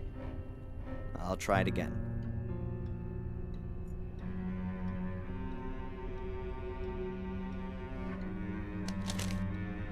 The sheet is lying in the frame. The distance of the lens from the paper seems fine for the picture to be projected properly. Okay then, let's try again. I have to measure the exposure time exactly. Too short and there won't be enough contrast. Too long will give me too much.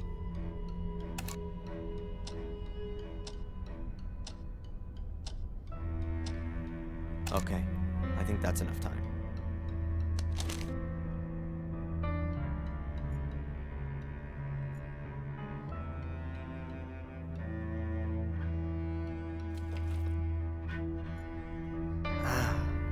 Here we go. I have to take the sheet out as soon as it has the correct brightness. Too early, it stays too light. Too late, it'll get too dark.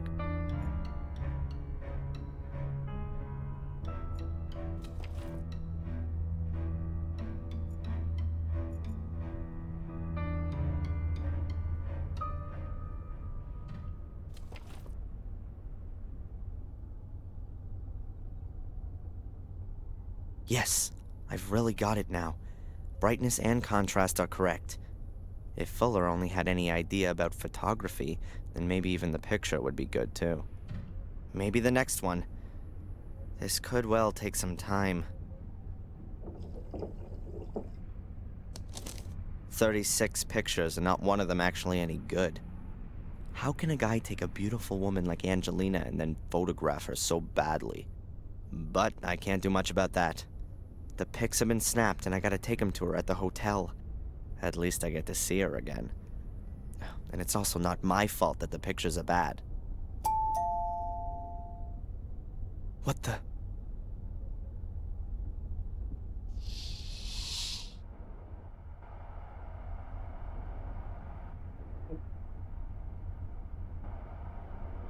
Mrs. Biba?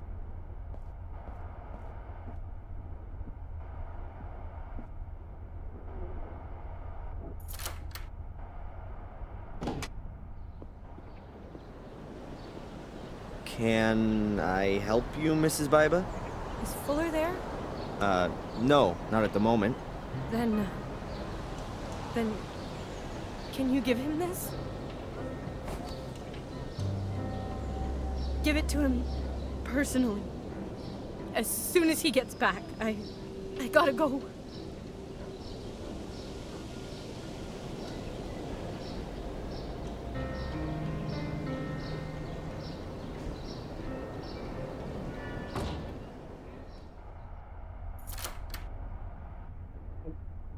I feel sorry for her. There's something not right going on here.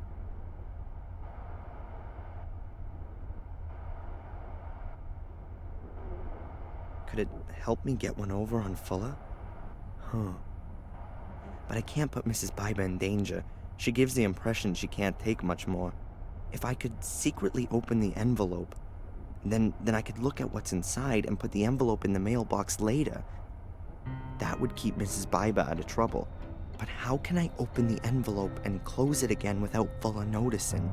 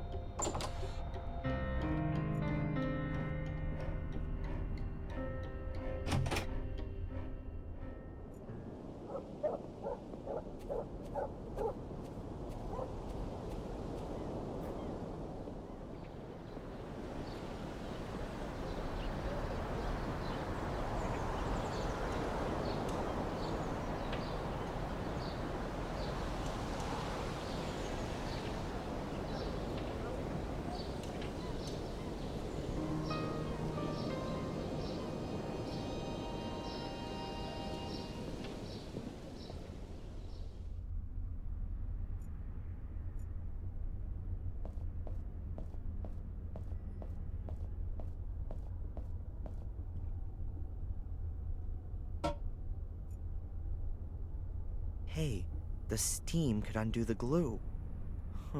Let's try. It's steaming. The steam's loosening the glue. Got it. The paper hasn't torn and the glue still sticks. I can reseal the letter. But first, I want to see what's inside. Holy, that's gotta be $1,500. There's some kind of blackmailing going on here. Mrs. Biba hates Fuller, and she didn't want her husband to see that I gave her a letter from him this morning. It would seem he knows nothing about it. But what's it about? Sex? Ugh, Surely not with Fuller. Something to do with the diner, or from Biber's past? I'd love to send Fuller off to jail for blackmail.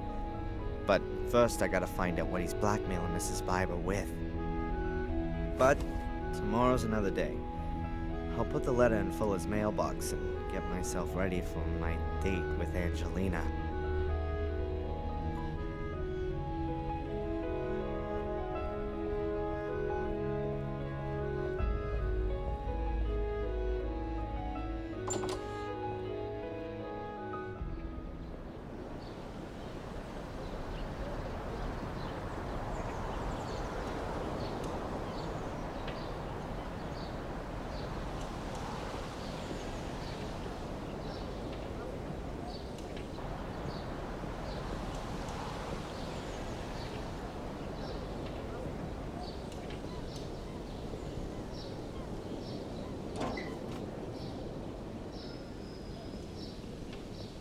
Hopefully he doesn't take too much pleasure in it.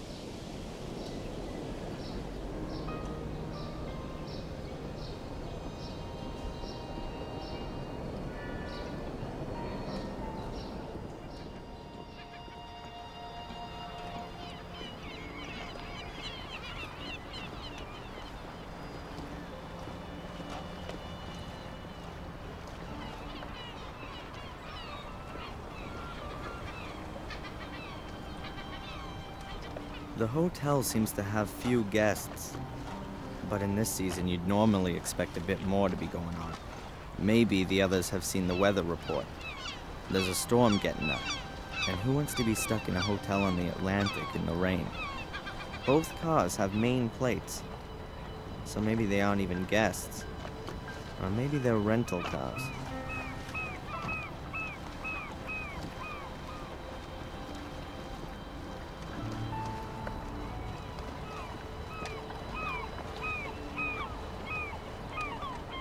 The back room seems to be an office.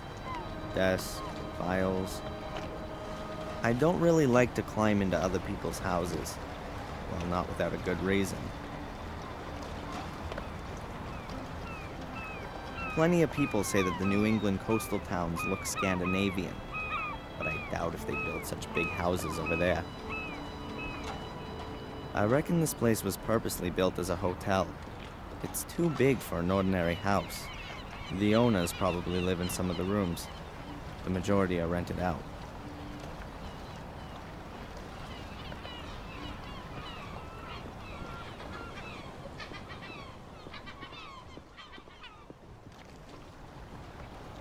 Looks very cozy. I bet you get a fantastic view of the whales from the veranda. But you know, that reminds me of my favorite film, Whales of August. That genius Vincent Price, in a really unusual role. Looks very cozy, but you know,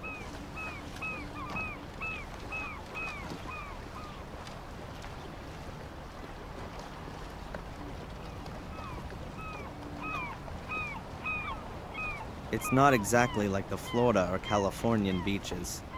The water here is way too cold to swim in it for long. I'm not climbing down there without a good reason.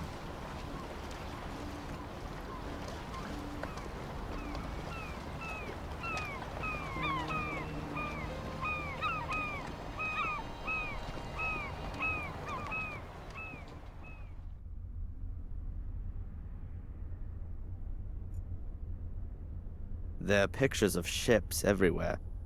Either the hotel owner has a real maritime interest or thinks that his guests want to see that kind of thing. There are a few magazines lying around here. Recommendations for trips, tourist information, nothing of interest to me.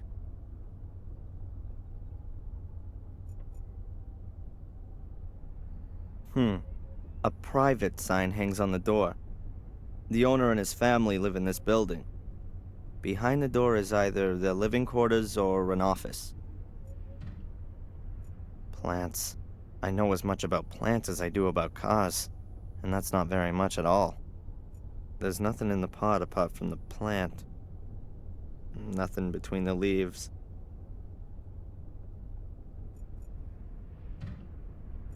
There's room for 12 keys on the keyboard, but only a few are hanging on it. There are probably no more than 8 rooms here.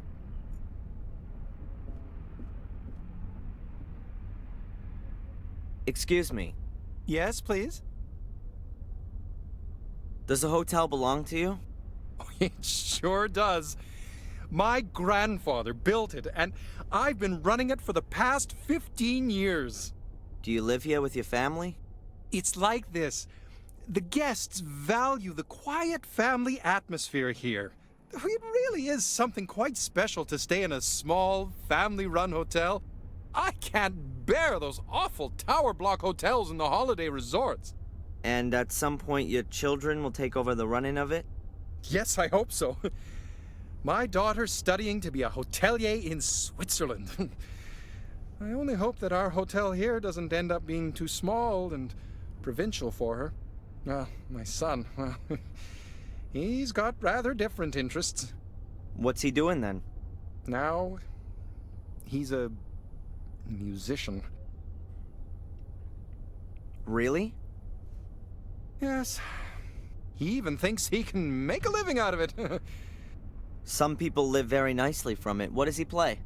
He plays an electric bass in a band. I think it's called punk rock. And you're worried about that? You know my mother? Rebecca Michaels? Rebecca? Well, of course! We sit together on the tourist board. You're her son? How is she? Not good, I'm afraid. She's lying in the hospital. She had a fall. Oh, my dear boy, I'll let my wife know right away. We'll send her a card. Well, if you like. So what are you doing here then? Shouldn't you be with your mother? I'm gonna go see her again later. Well, please, give her our best wishes. Yes, of course.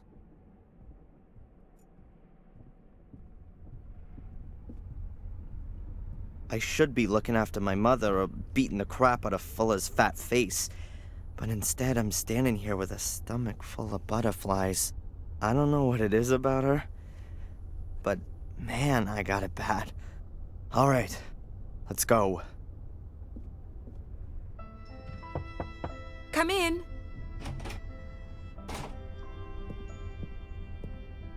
Hello, Angelina.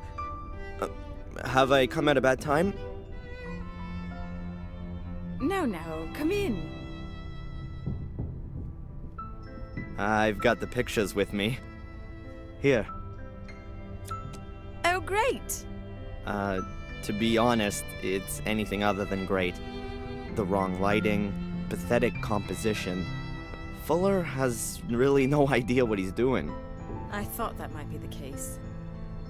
I'm sure they would have been better if you'd taken them. How would you take my picture?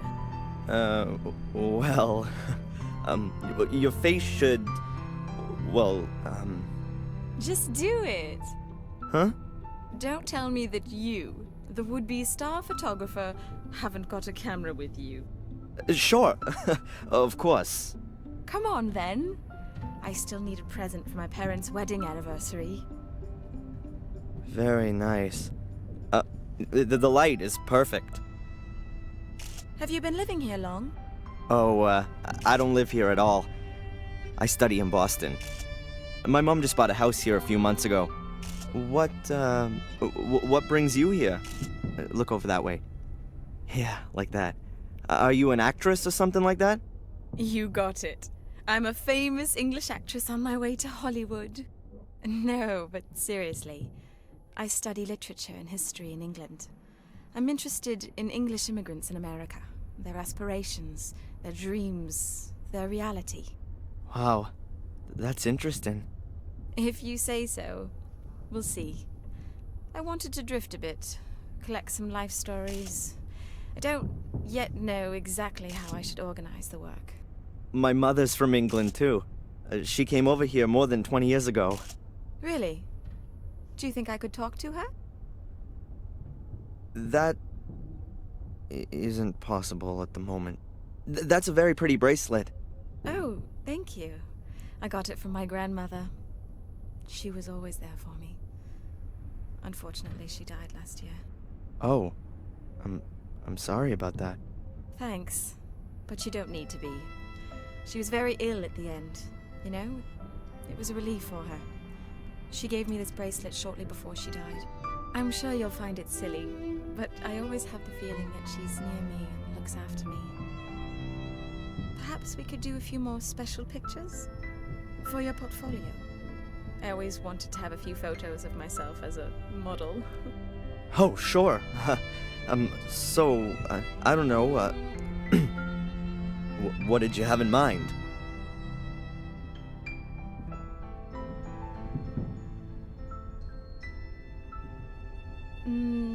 I thought maybe like this. Or like this. Or like this.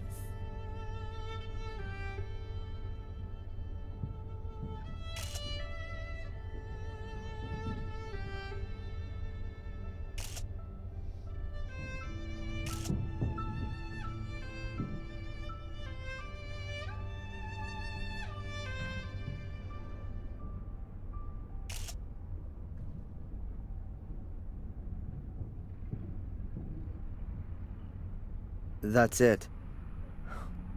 The film is full. Oh, shame. I was just getting warmed up. What do you say we go for a meal? Actually, I'm not hungry yet, but... Tonight. In the diner. I'll pay. In return for the photos, okay? Yes. Sure. Sounds good. All right, then. See you tonight. Can you develop the pictures by then? Yeah, yeah, no problem. I'm looking forward to it.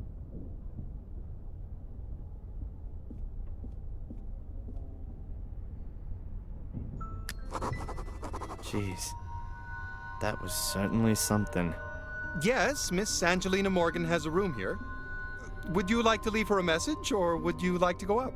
How many nights has she booked? Damn. No more pictures on the film. I'm sorry, sir, but you'll have to ask Miss Morgan herself. I can't. All right. Brown comb back hair, a long straight nose, eyes close together. Which room is she in, then? I'll inform her that you're here. Mr. That won't be necessary. I'll come back later.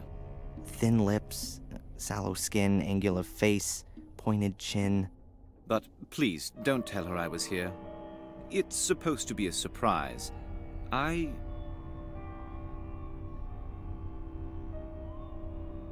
Hello? What's wrong?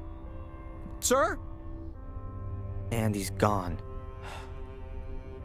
What does this guy want?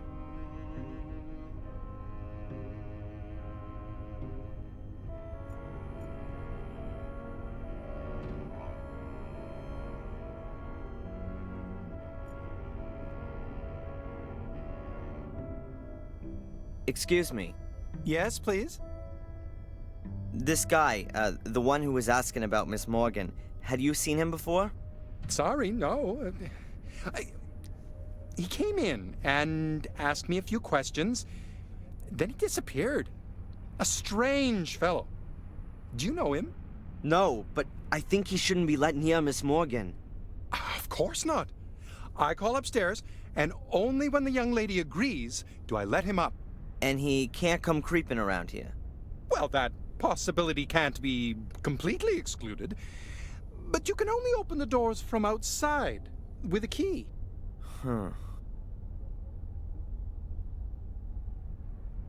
Since when has Miss Morgan been staying here? You seem to be her friend. Ask her yourself. We run a very discreet hotel here. Would that be the case if I were to leave a 20 on your counter? Sorry. Nothing.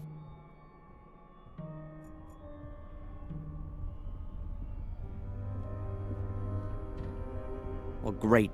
I need to develop the pictures before my date, but I can't get into Fuller's dark room anymore. so I'll have to get by with just domestic items. Mom's bathroom will make a great substitute darkroom. I've still got the remains of the photo paper. And I've got developer. I need a red light, 2 flat dishes, and a little acid to use as a fixer. And something to do the exposing with. A projector, for example. I'll write everything down so I don't forget anything. What a day.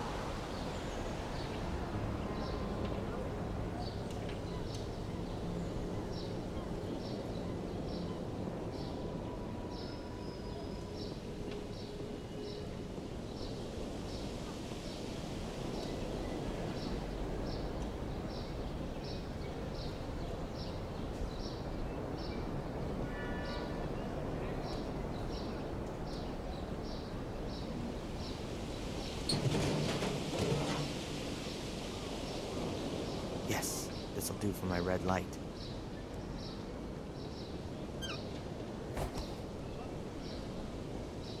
This chain of lights is gonna stay dark tonight.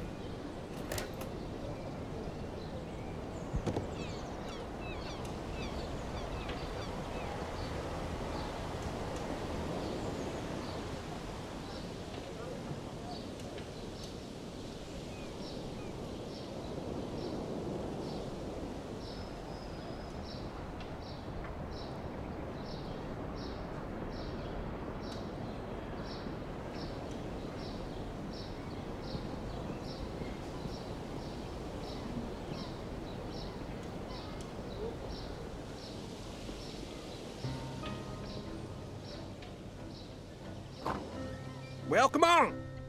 Come on in. Take a look around. Buy something. Thanks. Ah, a young man. You a soldier? Bit slow on the uptake. Have you served? Sir, no sir. Ah, so you want to put me on, do you? Find something for yourself and then beat it.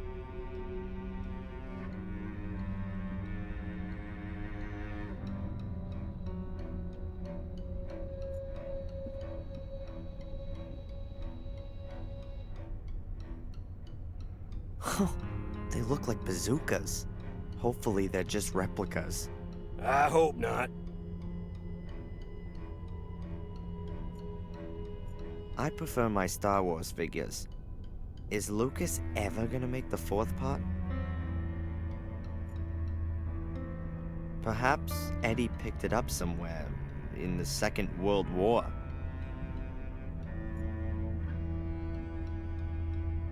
A pair of wire cutters for cutting cable. I'd like to buy these wire cutters. $2. What? You don't want to negotiate? Oh, you got too much dough, right? You got it coming out of your ears. Never worked a hard day in your life, and you got no idea on the value of $1, I bet. $2 is $2. In your time, it might have been a meal out and a movie for 2. For me, it's half a burger. Be happy that you can just buy a burger like that. There ain't many beef farmers left. All that imported stuff from the third world is screwing up the prices. And pretty soon you won't be seeing a single lonesome cowboy herding steers across the prairie and singing those old trail songs around the campfire. Oh. Yeah. Typical youth humor.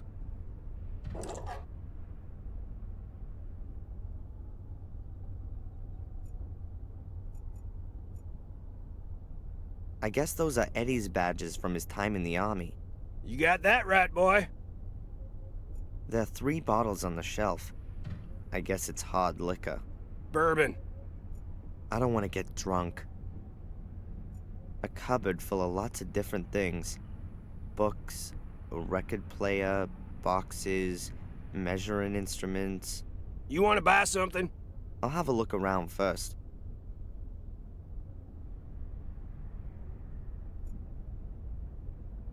Yep, it's famous. I've seen this picture hundreds of times before. Shelves of useless junk. If you're just gonna bitch, then get lost. Looks like a slide projector from here. Correct.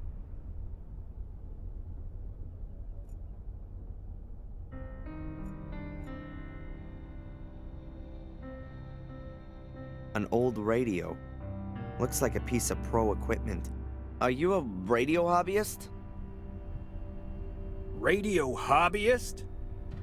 You mean one of those idiots who thinks it's neato mosquito when they have another idiot on the air who only lives 2 blocks away? I was a wireless operator with the Hells Devils, 8th Infantry Regiment of the 4th U.S. Infantry Division. I was there in North Africa, and in Sicily, then in Normandy on Utah Beach. I was wounded on the Rhine. That was my eyes. And I got a Purple Heart for it all. And so, are you still a radio guy or not? I'm keeping the tradition alive. I talk to old buddies real regular. Can reach them anywhere. I'd say I'm kind of an expert. Keep my things in good working order. Always prepared. Ah, okay. Good to know. The junk shop owner. He appears to be blind. Maybe he's just putting it on. That would fit with the cliché.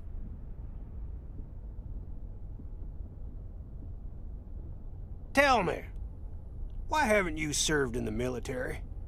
Over there in Iraq, they could use whoever they can get. In Iraq? The war finished 2 years ago. Well, you don't say. Read my lips. President Bush is gonna bring that Saddam to justice. Sure. You know that, Bush is no longer the president, right? Well, he'll still bring him to justice. Where there's a will, there's a way. Yeah. Sure.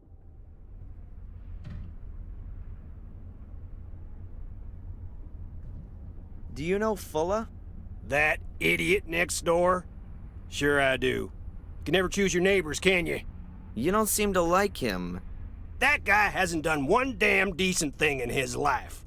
Lazy bastard just sits around in his store, has his mommy wipe his ass for him, and lets the place fall apart down around his ears. Heed my words. He represents everything that's wrong with this country. You got that right. From World War II, everything's just been downhill, yeah?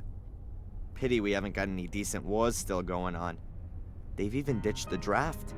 Go ahead. You just make fun of it all, boy. A good licking or a couple of tours in Vietnam, that wouldn't be such a... What do you mean, such a? Nothing. The guy's a pig. There's something not right about him. He's hiding something, I'm telling you. How do you get on? I'm blind. How the hell do you think I get on? You idiot. Does it hinder you a lot? Well, sometimes. If I need to look something up. Looky here. I'm supposed to figure out what this coin's worth, and I got no idea. It's a rare piece, but it's pretty worn out. Can I help you with it? Oh, sure, kid. If you think I'll fall for that, I give you the coin, you run out the door like a punk. I ain't stupid. Yeah.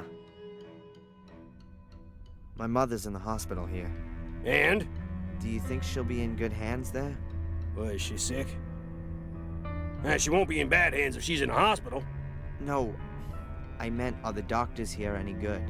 Well, how should I know? You think just 'cause I'm old I run off to the doctor and complain every day? I haven't been to see no quack in years. I'm as fit as a fiddle. Yeah. People were made of better, stronger stuff in the past, right? Yeah. Get to my age and then we'll talk about it. So, what's life like here in Biddeford? But you're not from around here? No. I go to college in Boston. Oh, so you're an intellectual then? Some sort of desk guy, an egghead who just talks clever all day? No, I'm... Then you're the artistic type. Some depressive junkie? You're fixing your problems with a self-help group, right? No, I'm studying physics. Well, we sure need that stuff. So what brings you here? I'm visiting my mother over the semester vacation. She's been living here a few months now. Rebecca Michaels? Oh, well, nice to meet you, Rebecca. Oh, man. You know my mother by any chance? Nope. I don't get out much. What's she doing here? Fresh sea air and all that? You could say that, yeah. A quiet place to retire.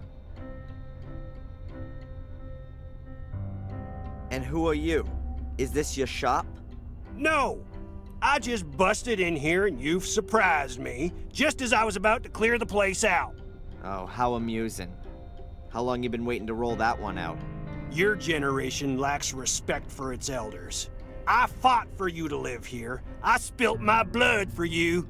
And I'll pay your pension. So we're quits, Mr... Edward D. Warren. Ed for short. Or Eddie to my friends. Hello, Eddie. I'm Darren. Nice shop you got here. In my time, it wasn't customary to speak to older folks using their first name. But we're living in my time now, aren't we, Ed? I think you should find whatever it is you're after, and then scram. Just like I thought. Play the good citizen, but still chase after every dollar, like the devil chases souls.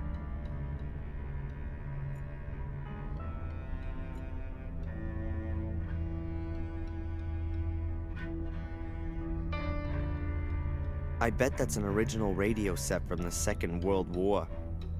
It definitely doesn't look much newer. I bet that's an original... Come on, what then? About the slide projector over there? I won't sell. Could you perhaps lend it to me? Why should I? Because you want to help a young man trying to improve himself.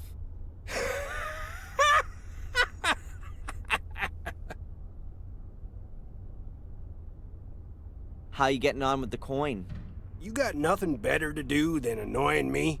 If I find out the price of the coin for you, will you stop behaving like an ass?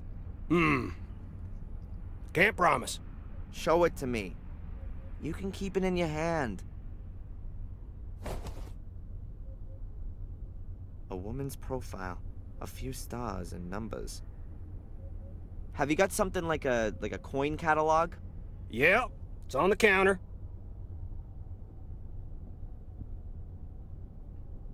Oh, boy.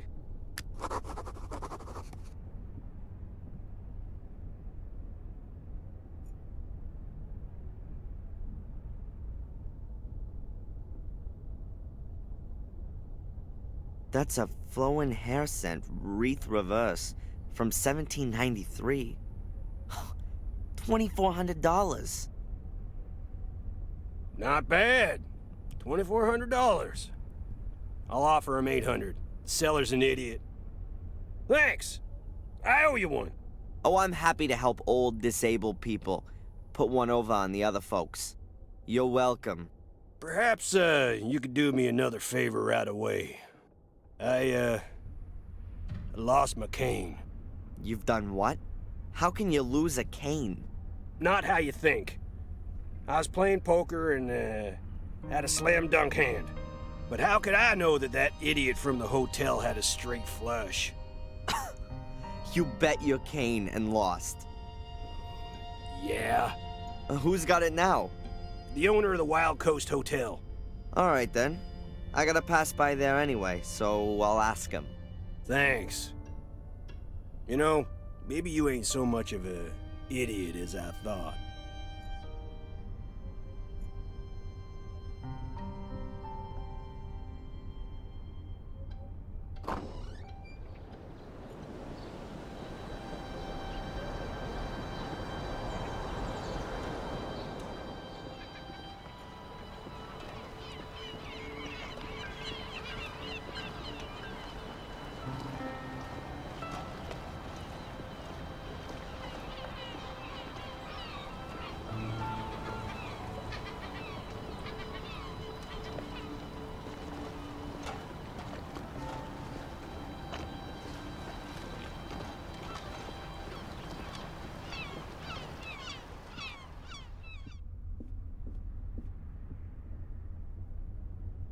Excuse me.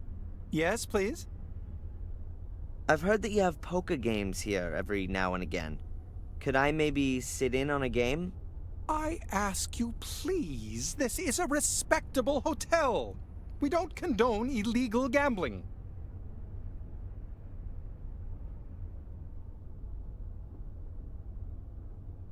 I'd like to get back into playing poker.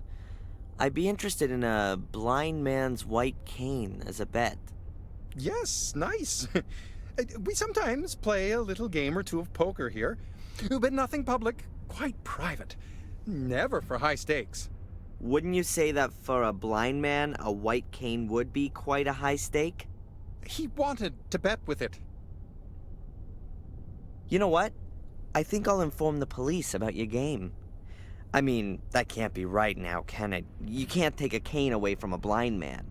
Well, go ahead and call the cops. I've got nothing to hide.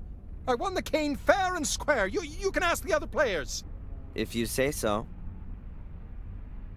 So what was that again about the fair and square win in an illegal gambling game in a respected local hotel? What would Rosie think if I told her about it? What would other people think, in fact? Taking the cane from a blind man. What a devious, slimy character you are. No, please, don't do that. I am sorry. I really didn't want the cane, you know. Eddie just didn't have any more dough with him, and he threw it in as a guarantee. How much did he stake on it, then? Oh, it's not worth talking about. What's $100 anyway? You seeing him today? I could give you the cane. Give him my best, and tell him he can consider it a gift from a good old friend. Well, great. I'll take it with me and pass it on to Eddie then. And give your mother my best when she wakes up. Yeah.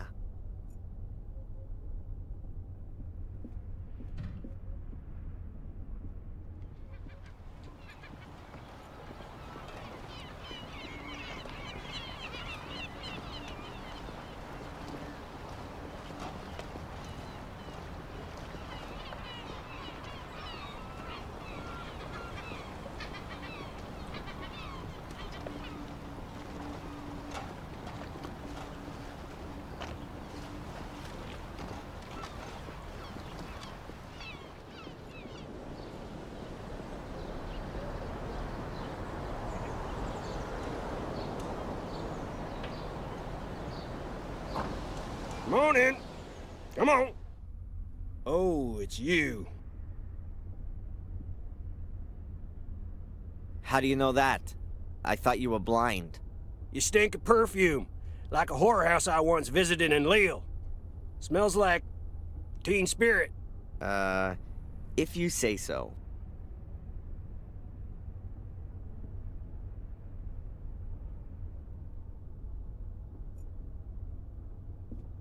Your blind man's cane. Well, thanks. You know, you're smarter than you sound. Best put it by the door.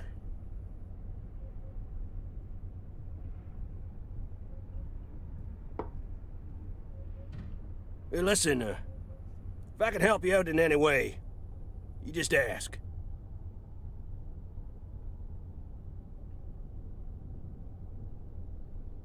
About the slide projector. It ain't for sale. I don't want to buy it. I just need it for a while. I want to borrow it. I did help you with the coin and got your blind man's cane back. That's true.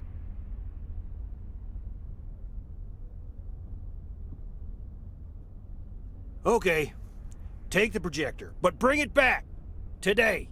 Yeah, I'll bring it back today, and undamaged. Good.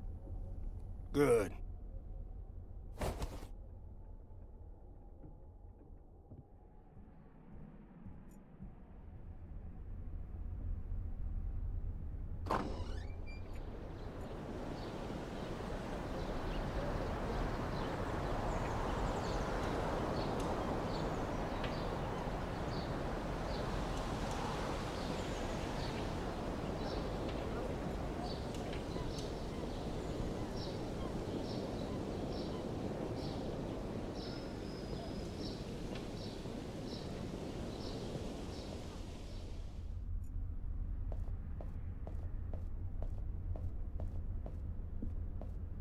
Alright. I've got everything I need to develop the pictures. It's gonna take a bit of time, so let's get going.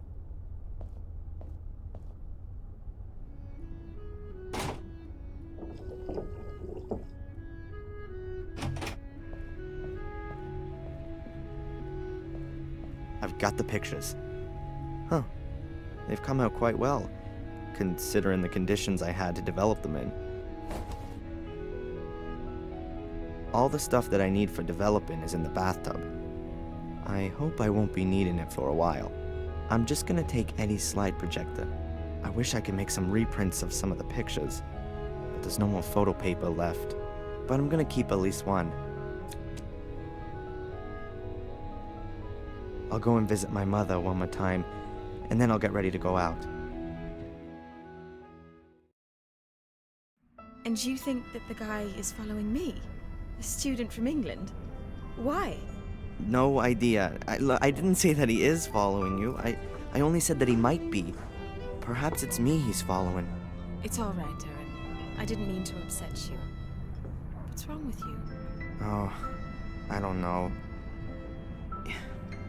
It's just all too much for me at the moment. My mom's in the hospital, there's this thing with England, and then this guy. Which thing with England? Yeah, well, my mom, she gets money from England.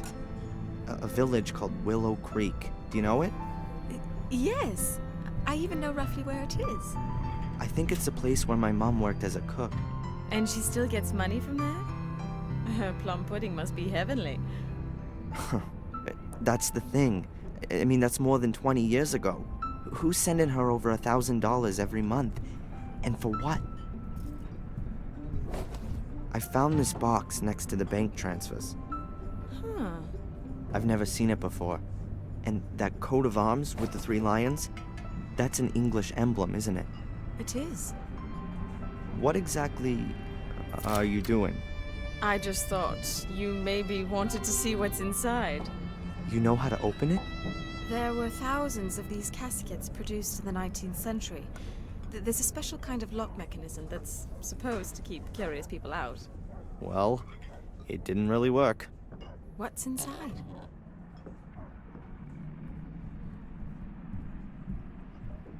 A photo.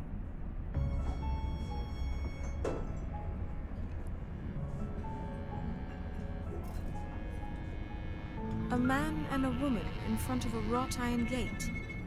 Is that your mum? And the man, is that your father? Is there anything written on the back? Blackmere Castle, Willow Creek, England, October 1969.